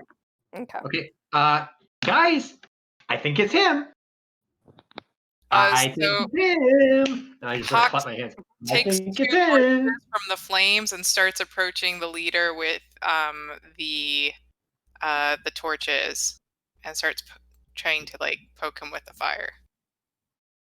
Okay, you're gonna come up to him, poking him with the torch. Okay. Well, like I'm gonna get close. Like I still don't know. I'm just going off of what Gradle says, and I guess I trust the flower guy. Okay. So Grexal begins shouting at the workers to put out the flame. So the workers are sort of grabbing buckets of water or cloths, and they're going for the. Wait, did you start on the floor? I'm guessing it's on the floor, right? Mhm. Okay, so they're going for the floor. They're trying to put it out. Grexal is sort of angry at you for coming at him with a torch, but he's not really looking at you. He's sort of looking at the fire, at the larger fire on the floor that was started. I Go ahead. Oh, I was gonna say I'm gonna ready my crossbow. I'm in the back of the building, and I'm coming in through the back with my crossbow ready in case he runs out. Are you sneaking or Yeah, just walk in? yeah. No, I'm sneaking. I'm Okay, kind go of ahead and roll a stealth check. hiding in the back there. Okay, roll a stealth check. 20. Okay. Roll 20. Okay. It wasn't me. Rogues, man. I know. The I'm just watching in case he runs out. Okay, so as you're sneaking into the back, not even you notice the customers sort of waiting there bewildered and sort of impatient, waiting for their cuts of meat, but they don't notice you, Aetheri. Yeah, my crossbow ready in case. Yeah. Okay. So it was Hawk is the one sort of shoving the torch in his face, right? I have several torches, because like if I'm gonna light something, like I light. So I've got several torches in his face. Yeah. Okay, so both hands each has a torch. Mm-hmm.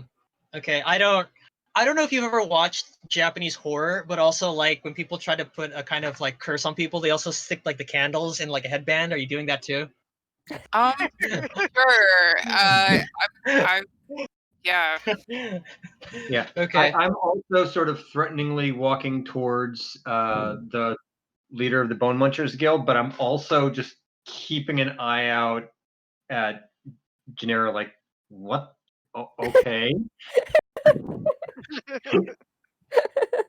Hey, my idea worked, guys. Okay, so Glexal is starting. Well, let me pull up his picture. So Sorry. yes, go ahead. No, Ash. I'm not. No,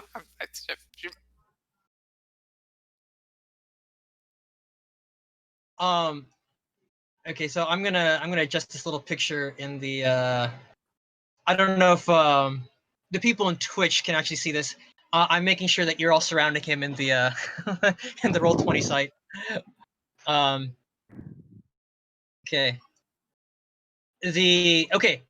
So as you're sort of shoving these torches in his face, he's kind of angrily like trying to back away and trying to swat them away. It's like, what are you doing? What are you doing? Like, what's the point of this? I roll an insight check and see if. Yeah, I don't know. I'm not sure. I didn't really plan past this point. Okay.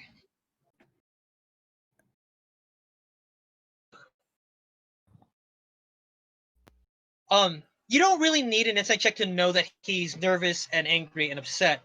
I mean, he is scared of fire because it's right in his face.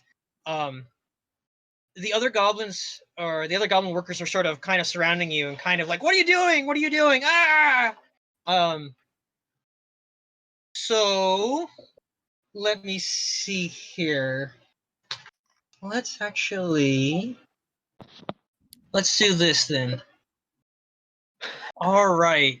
Why don't we do this? This turned into such a dumpster fire. No. This is perfect because I think let's just do it. It's perfect Dungeons and Dragons. Yeah. This is diplomacy we have to look into. Let's search the ground and see what happens. So Grexal like shoots daggers at each of the adventurers, furrows his brow, and lets out a large howl, deeper and louder than you've ever heard, and nothing like the goblins, and nothing like I can make it. Oh. And I I knew wanted it. to hear it. Grexal then transforms into a large, terrifying monster. Oh my god. So I don't have the picture ready, but it is a picture of the bar guest. It is large. When you think of a direwolf, like a D&D direwolf, it looks basically like that with a longer tail. It's his hairs bristles on his back like a razorback boar. His ears are large and pointy. His clothing actually tears off his body as goblins are small size, and he transforms into a large size. He actually starts to fill the room. He snarls and has large, like saber-toothed fangs, and his fingers end in huge claws. So he snarls and actually looks specifically at Gradal, and he says, "I didn't think I would have enough goblins to eat for my Bluebeard, but you will be the 17th." No. So everybody roll for initiative. Wow. Damn. Wow. Wait, we click on our character? Wait, where? So, are we rolling initiative? Initiative. Okay, I'm trying there to are find where to. calls in the Twitch chat for the growl. I'll do my best to do the growl. Okay. You know what you should do? Hope they're I not bet anyone. it sounds. Okay. I'm in the East Coaster. Everybody else is West Coaster. I bet it sounds like a Fisher cat. Trying to find where I can All roll right. for initiative. Where did you guys find? I didn't. It's at the top of your character card. It'll Top. say, yeah, Top of armor the card? class and then initiative. Yeah. There it is. Thank you. You're Oh, welcome. great. Oh, no. You guys have more fighting skills than I do. Okay. Did I? Oh no, Ethery. No, I need to hide. I'm not a fighter. Is Okay. that bad? Am I at Okay. negative? Well, you're already hidden. Okay. Hawk is gonna go before Genera. You have a +2 bonus. Okay. So usually bonuses go first, but it's not a big deal. Okay. Alrighty then. I. Well, sorry, excuse me. You're going first in the you're going first in the group, but Grexal actually did get a higher initiative. Amazing. That's fine with me. Okay. So, what was the Barguest's initiative? 22. 22. So he's got the highest initiative. Okay. So Grexal lets out that. Oh Jesus! Okay, I'm here all night. Anyways. Okay. So Grexal, I assume you've all surrounded him. He's a large size, so I'm assuming that you're all right next to him. The room is not that large. Actually, we can even. I actually prepped it. Let's see. Go here. Let's see. Let me go up there. Okie dokie day. Let's see. And I remember I wanted the werewolf. Let's see. Free assets. Rare creatures. Just to make it feel more like Dungeons and Dragons, since we have the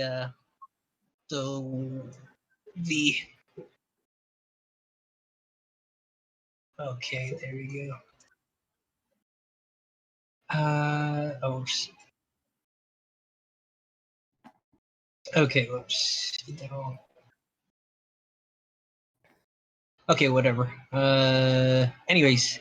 Oh no, okay, there it is. Okay, and I'll make all of you surround him. It'll make me feel good.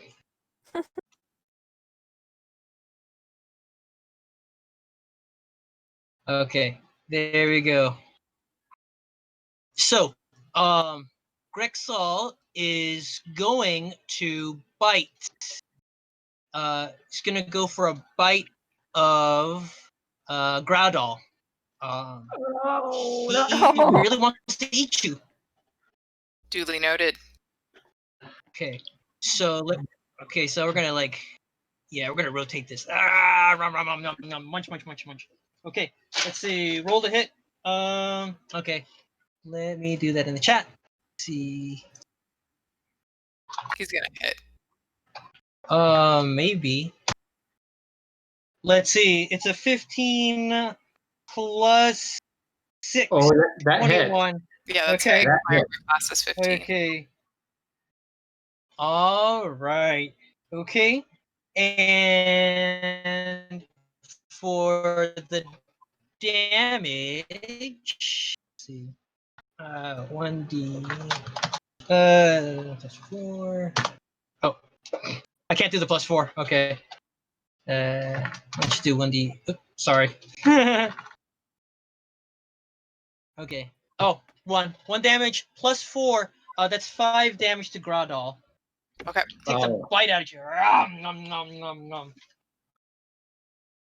Okay, I'm very surprised that is how the Barghest of my nightmares ease, just by going But I'll take it.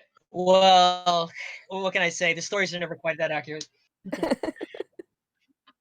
Okay, go Hawk. Hawk, you're next. Okay.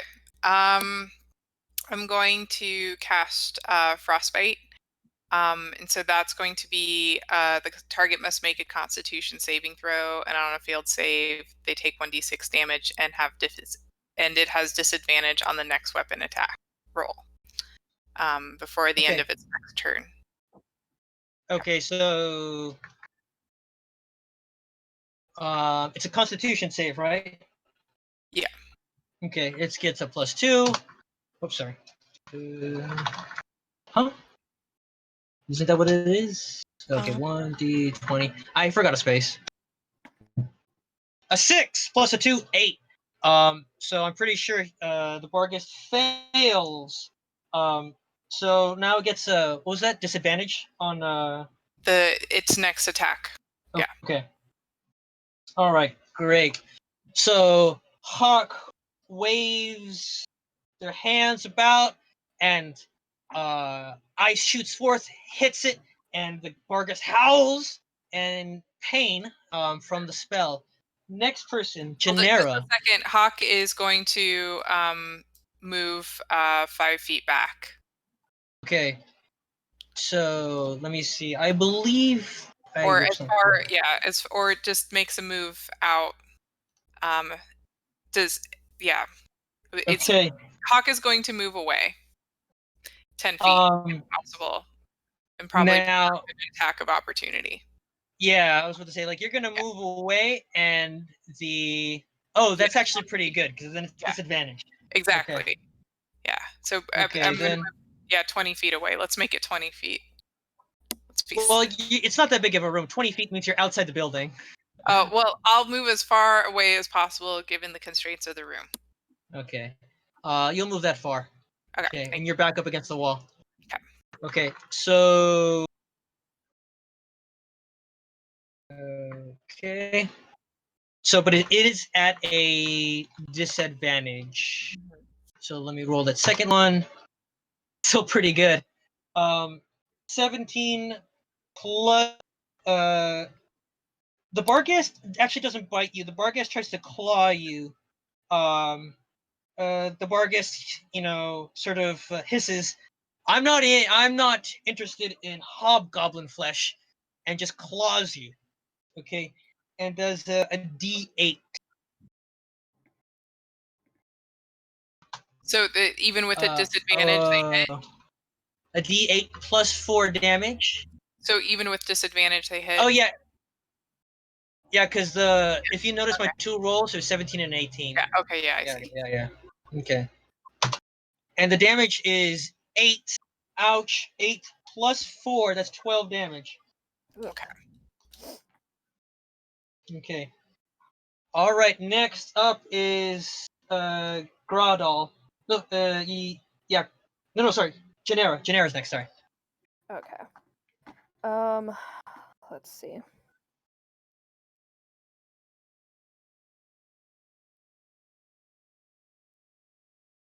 I think I will.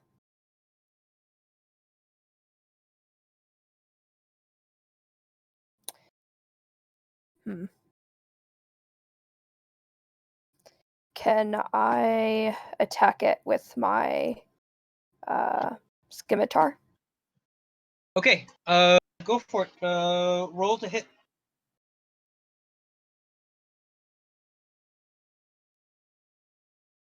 Oh, okay.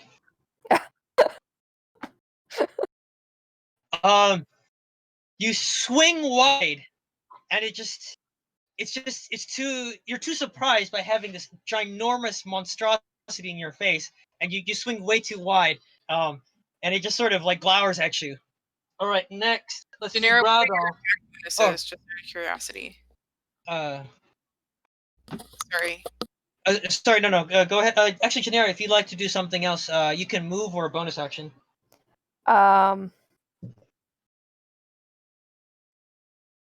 Let's try a bonus action.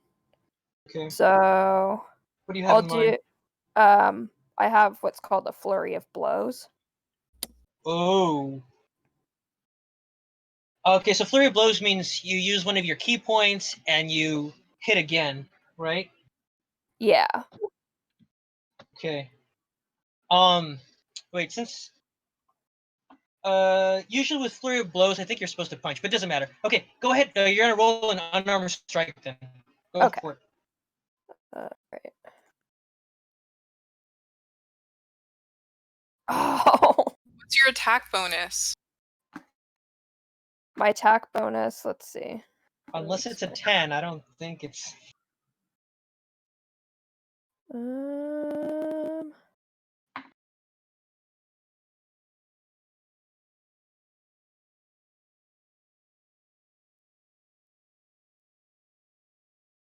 don't know where it's at. Yeah, well, it probably doesn't matter in this case, but it's good to know. Let's see.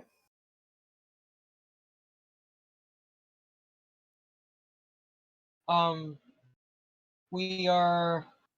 If we're looking at Genera, her plus to hit should be a plus. I think a plus 3. Okay. Okay, yeah, that's what I thought it was. Yeah. Oh, okay, so actually, you make 2 more unarmed strikes. Sorry, you're making 2 unarmed strikes. So go ahead and roll again for your second one. Okay.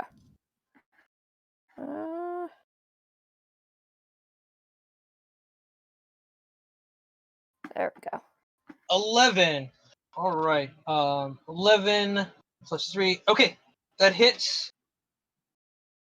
Okay. So go ahead, roll for damage. I think it's a D4 plus 1. Yes.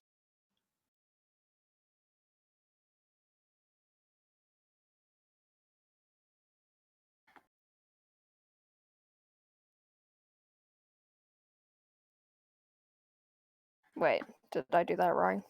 Yeah, you did right. Okay. Okay. So that's a. So you hit it for 2 damage. All right. Okay, so you swing with the scimitar and try to elbow it with your other hand as you swing around, and you miss both. But then as you keep sort of twirling around, you kick it in the jaw. There's a little bit of a crack, but it does not seem very phased by it. Okay, Groudal, sorry, Janera, are you going to move or anything? Yeah, I'll go ahead and back off. Okay, where are we?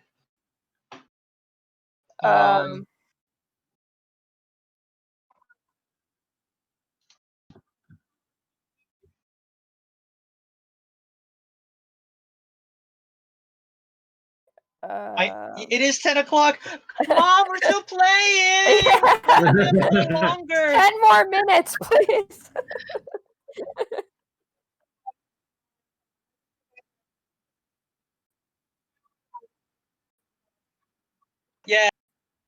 Yeah, I figure we can Let's kill this thing. Yeah. Let's... Thank you. All right. I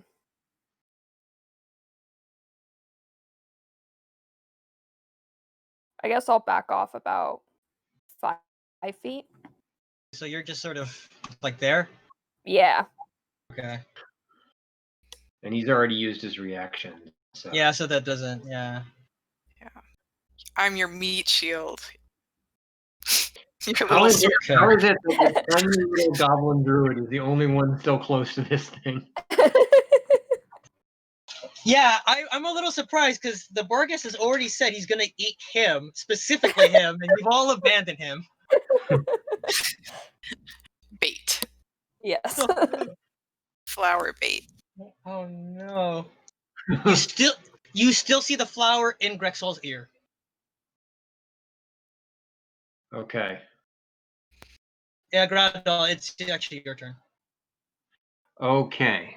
So it is. How many people are within 30 feet of me? Was that 30 feet of you? 1, 2, 3, 4, that's 20. Everybody's within 20 feet of you. Or yeah, Okay. Everyone's really close.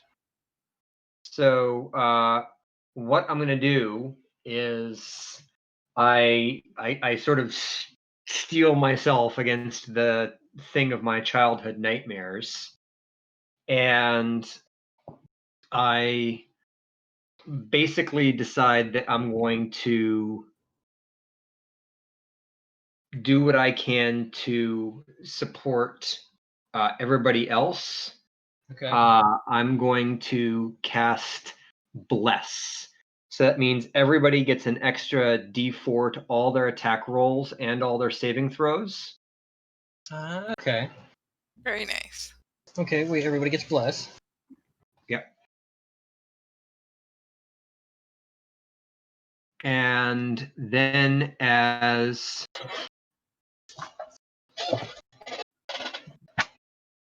let's see. And then as a bonus action, I'm going to use my Druidic Circle, which is Circle of the Shepherd. Okay. Appropriate for the Sheep Herders Guild. And with the Circle of the Shepherd, I can bring in a spirit totem that does a particular action: bear, hawk, or unicorn. Yes.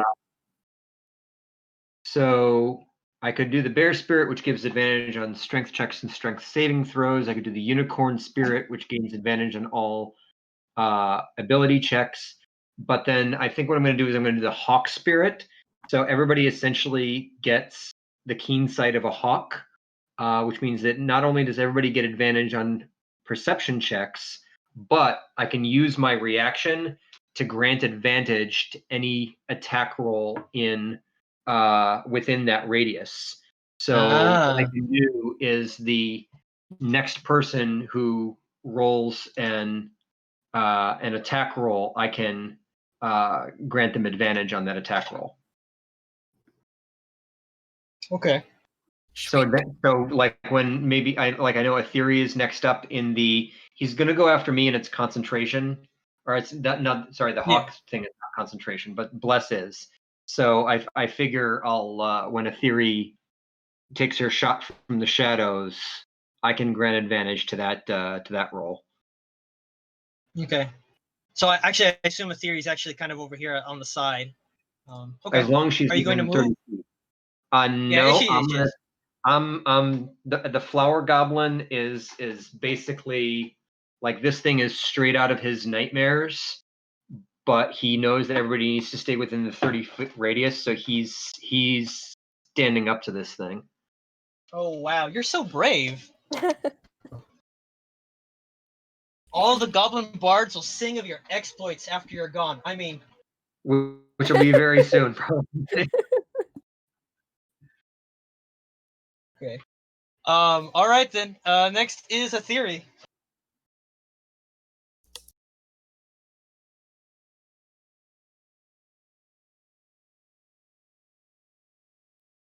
A theory. There. Lisa. Did she disappear on us? Maybe. The theory, are you there? Our guest get to her already? Um,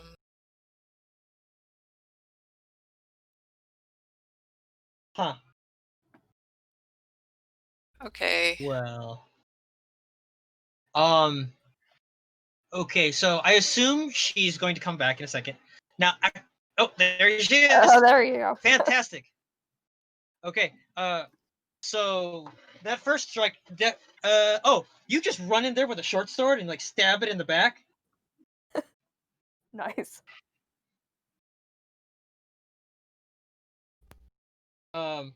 Okay. Now,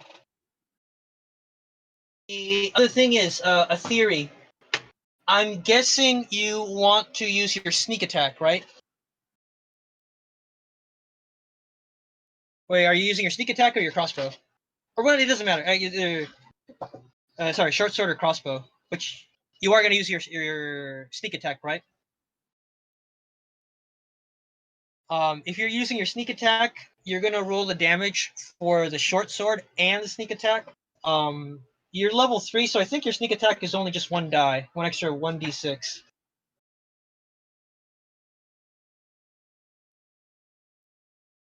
So a theory needs to. Oh no, sorry. Hers it's a 2d6. So so I think a total damage for you is a 3d6.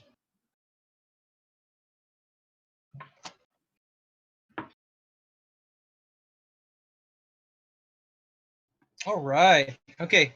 A 3d6 plus your dex bonus. Let me see. Your dex bonus plus 3. Because short sword short sword I believe is also a finesse, or can be anyway. Because technically for your sneak attack you need a finesse weapon. Oh my goodness, all these rules. Mm-hmm.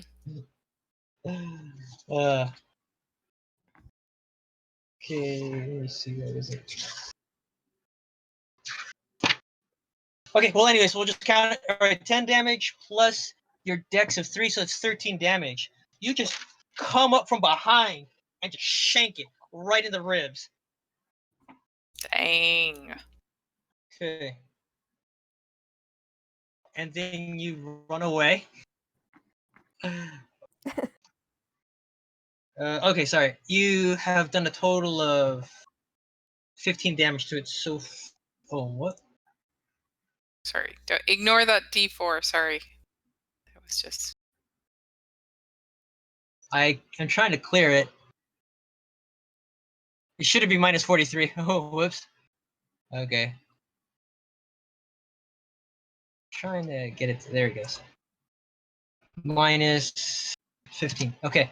So, you've done 15 damage to it. It howls and screams and sort of thrashes as that steel sort of pierces in between its ribs. Okay. It screams again and like looks right at Gradal and like licks its lips, slavers, and opens its jaws wide as it tries to take another bite out of Gradal. Okay. Okay. And it gets I think a +4 to hit. Yeah. A +6 to hit actually. It's a +6 to hit, so it's a 19. Does 19 hit you, Hit. Groudon? It does Okay. indeed. So it's gonna take a really nice big bite out of you. Oh god. All right. It takes the biggest bite it can out of you. Okay. Wait, Bless doesn't help you right now, huh? It just helps you with ability checks. With saving throws and attack rolls. Yeah, okay. All right. So it does a total of 12 damage to you. Ooh. Okay. With a I'm still tremendous- up. Barely. Yeah. Okay. So it sort of like licks the blood as it sort of splatters around its mouth, and continues to stand there. Next, Hawk. Next is Hawk. Okay. I'm going to cast Magic Missile at a 2nd level slot, so Okay. I get an extra missile. So I think it's a 44 at that point. Yes. 44 plus 4.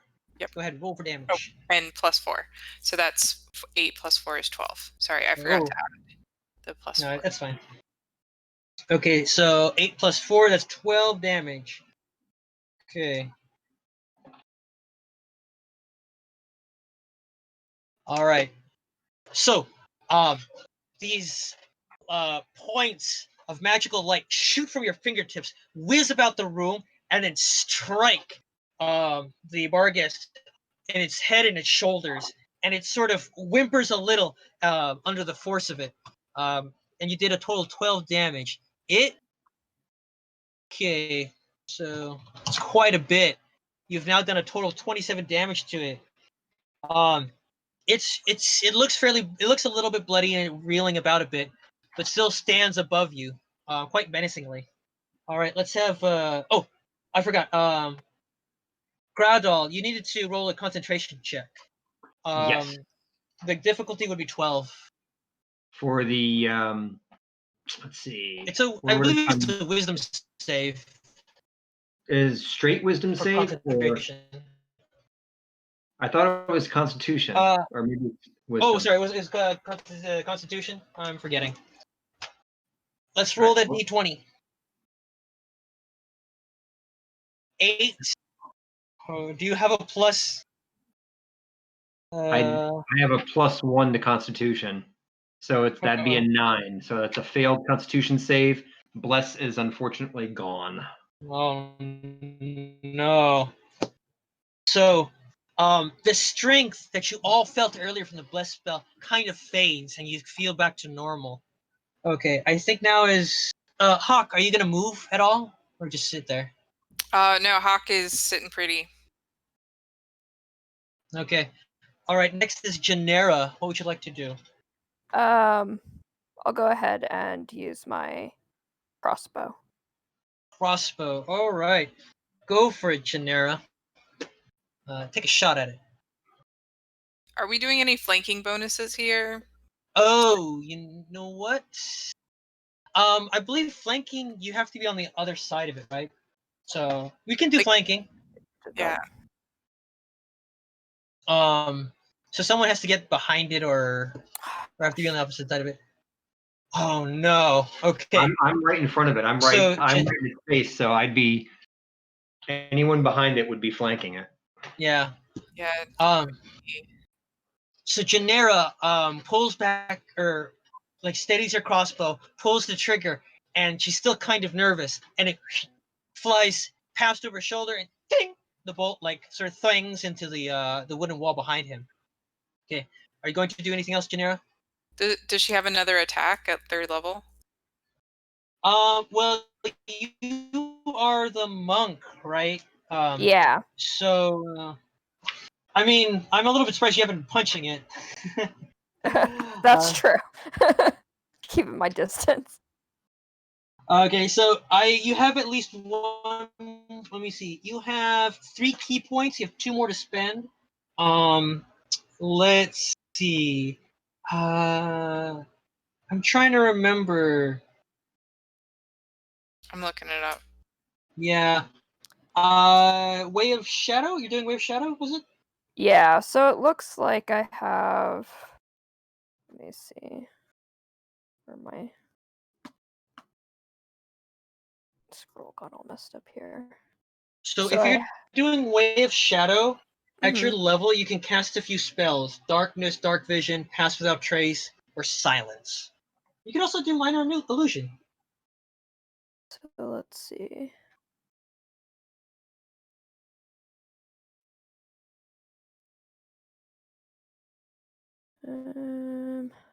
What would those do exactly? Like, So darkness makes a big cloud of shadow. It's magical blackness. It's magical darkness. So things Mhm. cannot see through it. Not even with your dark vision. If you do dark vision, then you can see through darkness, but you already have that. Pass without traces if you're sneaking around, and it gives you a bonus to your stealth check, basically. okay. Silence makes it so sound cannot be heard, so certain spells cannot be cast. Okay. And then Silence. minor illusion is, you do a kind of magic-y Merlin-y like illusion. It's a small thing though. If you do silence, I will not do the growl anymore. Okay, let's go ahead and do the minor illusion. Oh, thank you, Short Round. I don't know if you're all noticing the chat on Twitch. Short Round is wondering why there's not enough fire in here. Yeah, Oh, it was like it just went out, right? Yeah, because I didn't put out the fire. The goblins would have put out the one on the floor, and I guess you dropped the torches? Sure. We should just throw the fire at it. Okay. All right, then. Thank you, Short Round, because that actually is a really good thing. Let's start to put some fires down. Okay, we're gonna put a fire right here. Okay, there you go. All right. Okay, so Janera, are you gonna do anything other than? Yeah, so I think I said I was gonna do the minor illusion. We'll take back the crossbow hit if you just cast the spell then, if that's the case. Okay. Okay. Ooh, that's a good one. Okay, so what are you gonna do with the minor illusion? Ooh. Let's create, and you can thank Short Round for this. Let's create the illusion that there is fire all around it. Okay, so your thing can only be a 5-foot cube. Okay. So, so you're just gonna choose, and you could draw it on the screen if you'd like. Just pick one of the squares to show where you want the fire to be. Okay. If you know how to do that, or you can just tell me. Let's see. Change the color.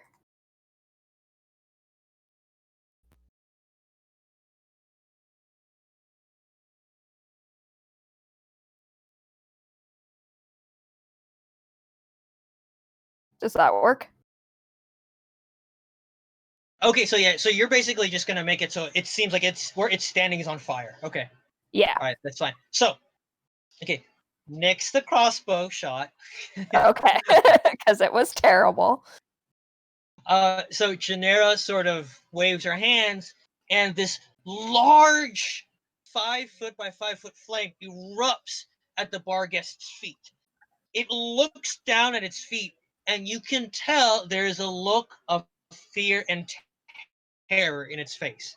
Okay. Next, Groudal, make Janera. You can move if you'd like, or you can just stay there. I'll stay where I'm at. It's fine. Okay, Groudal, it's your turn now. Okay, you were saying make a something. So no, it's your turn, Groudon. You can take an action. You can move. Oh, I'm healing my ass. Okay, okay, go So- for it.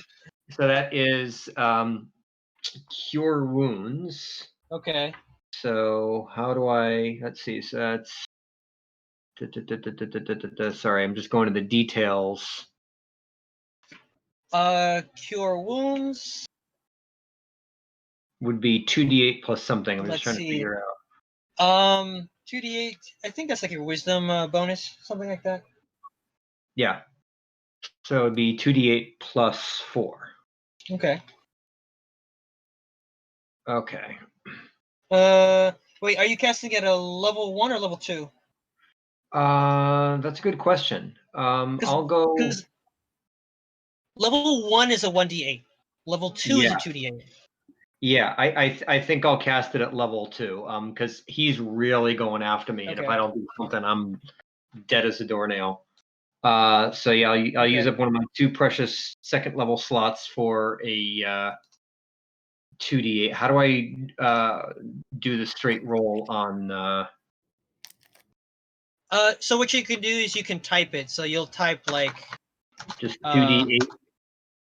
yeah. No, Yeah, that's not. you have to do the slash. You do the slash roll 2d8.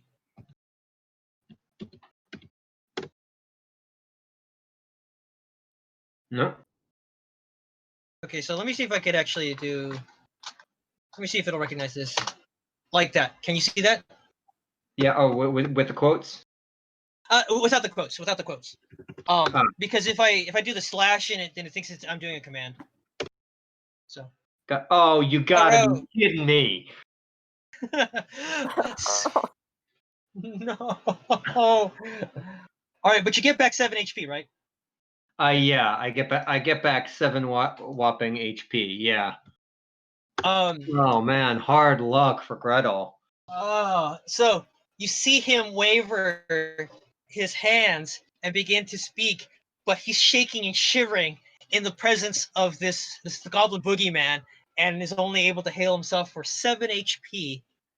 All right, are you gonna do anything, Gretel? Anything else? Can I do a cantrip as a bonus action, or No, cantrips, unless you have some sort of special mechanic. Cantrip is another action. What's your Okay. HP like? Do you need to withdraw? Well, I already used up my action to heal myself, so I can't Well, disengage as a bonus action. So I can't really disengage. If I disengage, he still has a reaction, right? Yes. this round, yeah. So in terms of what's available to me as a bonus action, I really don't have much. So yeah, so really in terms of bonus actions, I got nothing. So my turn is done. And hopefully next time he goes after me, he doesn't hurt me for more than 11 HP, or I'm unconscious. 11? Okay. Yeah, I was down to 4, and then I got 11. Then I got 7 back. He said. Okay. Yeah. All right then. Okay. So you're sitting there shaking in your boots. Oh, sorry, you're not wearing any boots. I'm pretty sure you're barefoot, right? You know, I'm wearing shoes, Okay. but I'm glad I wore my brown pants today. Okay. All right. Next, it's a theory. What are you gonna do? A theory?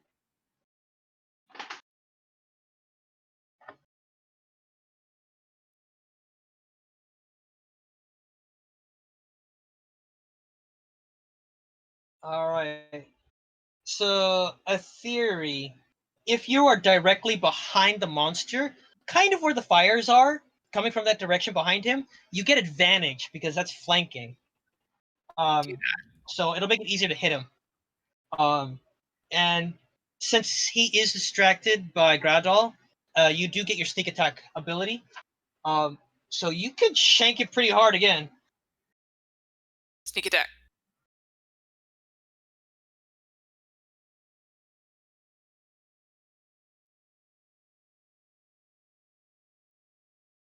Where's Lisa?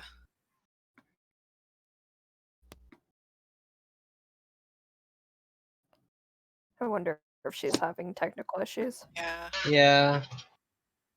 Okay. Maybe she'll pop in. Oh man.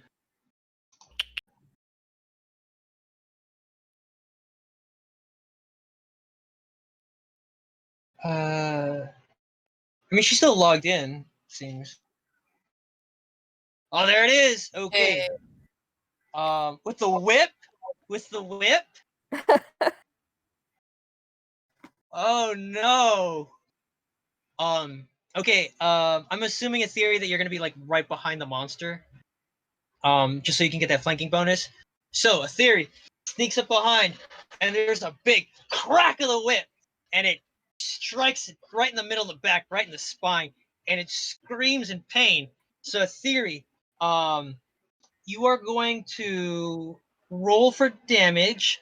A whip, I think, is a D4, but we're also going to give you that sneak attack damage, so you get a total of, I think it's 1d4 and 2d6, right? That's what we were saying.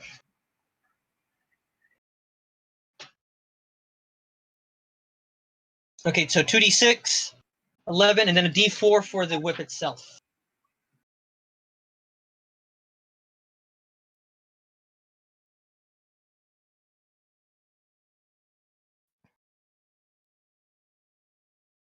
Uh, 44. I don't think you get a 44.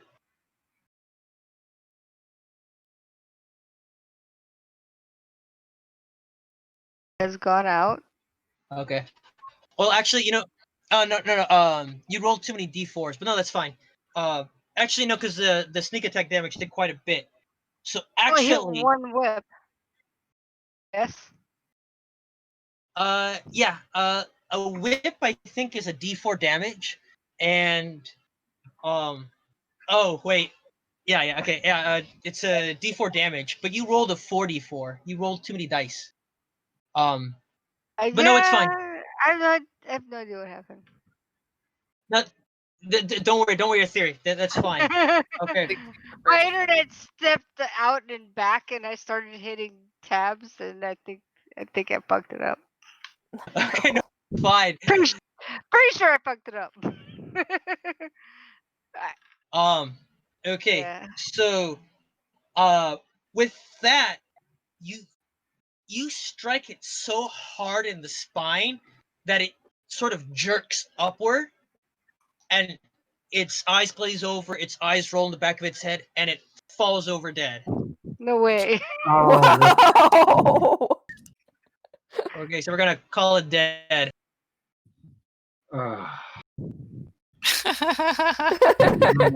Okay.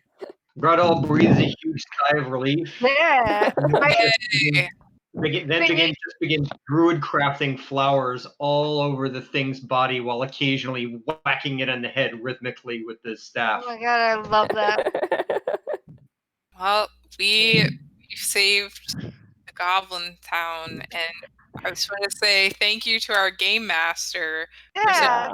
Yeah, great job, Daryl. Great job. Yes. I always applaud the players because you're the ones making the game. I'm giving you a place to start, but you're the ones that really take it in interesting places. Okay. I think your growls helped. I think we need to explore more of Goblin Town because your characters are amazing and they should not die tonight. Yes. We need to keep playing them. Yes. We need to play Goblin Town more. This is awesome. Yeah, it is. Yeah, that was fun. It was a lot of fun. So okay, I really do want to thank you all, give you all a little bit of a clap. Now, I'm glad that you enjoyed it so much. Now we are past the time. We are past the time of the con. Those of us on the East Coast, it's already 10:30. I'm on the West Coast, so it's only 7:30 for me. Same. And I'm personally super stoked about this game. Mhm. Now, Oh, yeah. yes. Oh no, I was just gonna say everybody's still in the chat. I've had Twitch up while I'm going, and everybody who was here before was before 10 o'clock is still here. Yeah. Yeah, so like I'm really stoked about it, but also kind of a little bit disappointed because I drew 17 I know goblins. there's so many. That's Yeah. why we need No, to everyone, do you're this. having your goblins. He did Come it. on, man. He's I got a want really to play this every week. I'm down if you guys are. Yes. Oh, if I can get this, If that's if I can get not the of it, time, that'd be I'm so great. down. Or every Um, month, whatever. It works. It's fine. Yeah. The other thing is, okay, so I'm gonna have to take all my notes and put them together, and I really do want to put this out to all the con attendees and everybody else who would like it, because as a sort of one shot, the basic premise of the game, if you guys would allow me to explain it, actually, is that bar guests actually in the book are a real they're not in the main book, they're in the Volo's Guide to Monsters, but their big thing is that they're actually a demon sent from a demon that hates the goblin god, and it is supposed to eat 17 goblins. That's its mission in life. So that's what's kind of fun about this one is you get 17 goblins. Well, I messed up. I need to draw one more goblin. But there are supposed to be 17 goblins here, Oh, shit. and you pick one of them, and one of they're them all gets to be the bar guest, and you basically have to run around trying to catch the real one. But all your Nice. goblins are people we love and adore because you personalize them. Yeah. You turn the Yeah. goblin from just a goblin into people we know and love, and so that makes us want to save all those 17 goblins. Damn, that's cool. Yeah. And another tip for anybody running the game, if they actually want to run this one, is if you pay close attention, all of the goblins have different ears. So if you happen to catch a glimpse of the bar guest before you kill it, then you can tell which one of the goblins is the bar guest by the ears. So that's just a little bit of a tip. That's cool. Yeah. Yeah. Amazing, Daryl. Thank you so much. Okay. Well, thank you for playing. We should do this next year. Yes, absolutely. I mean, I'll stick around on. SCAs. If SCAs are virtual, we'll just like Oh my invite god, yeah, him back to DM for us. for sure. For the If we can work it out, the schedule, it'd be great. Yeah. well, thank you everyone. Yeah, thank you.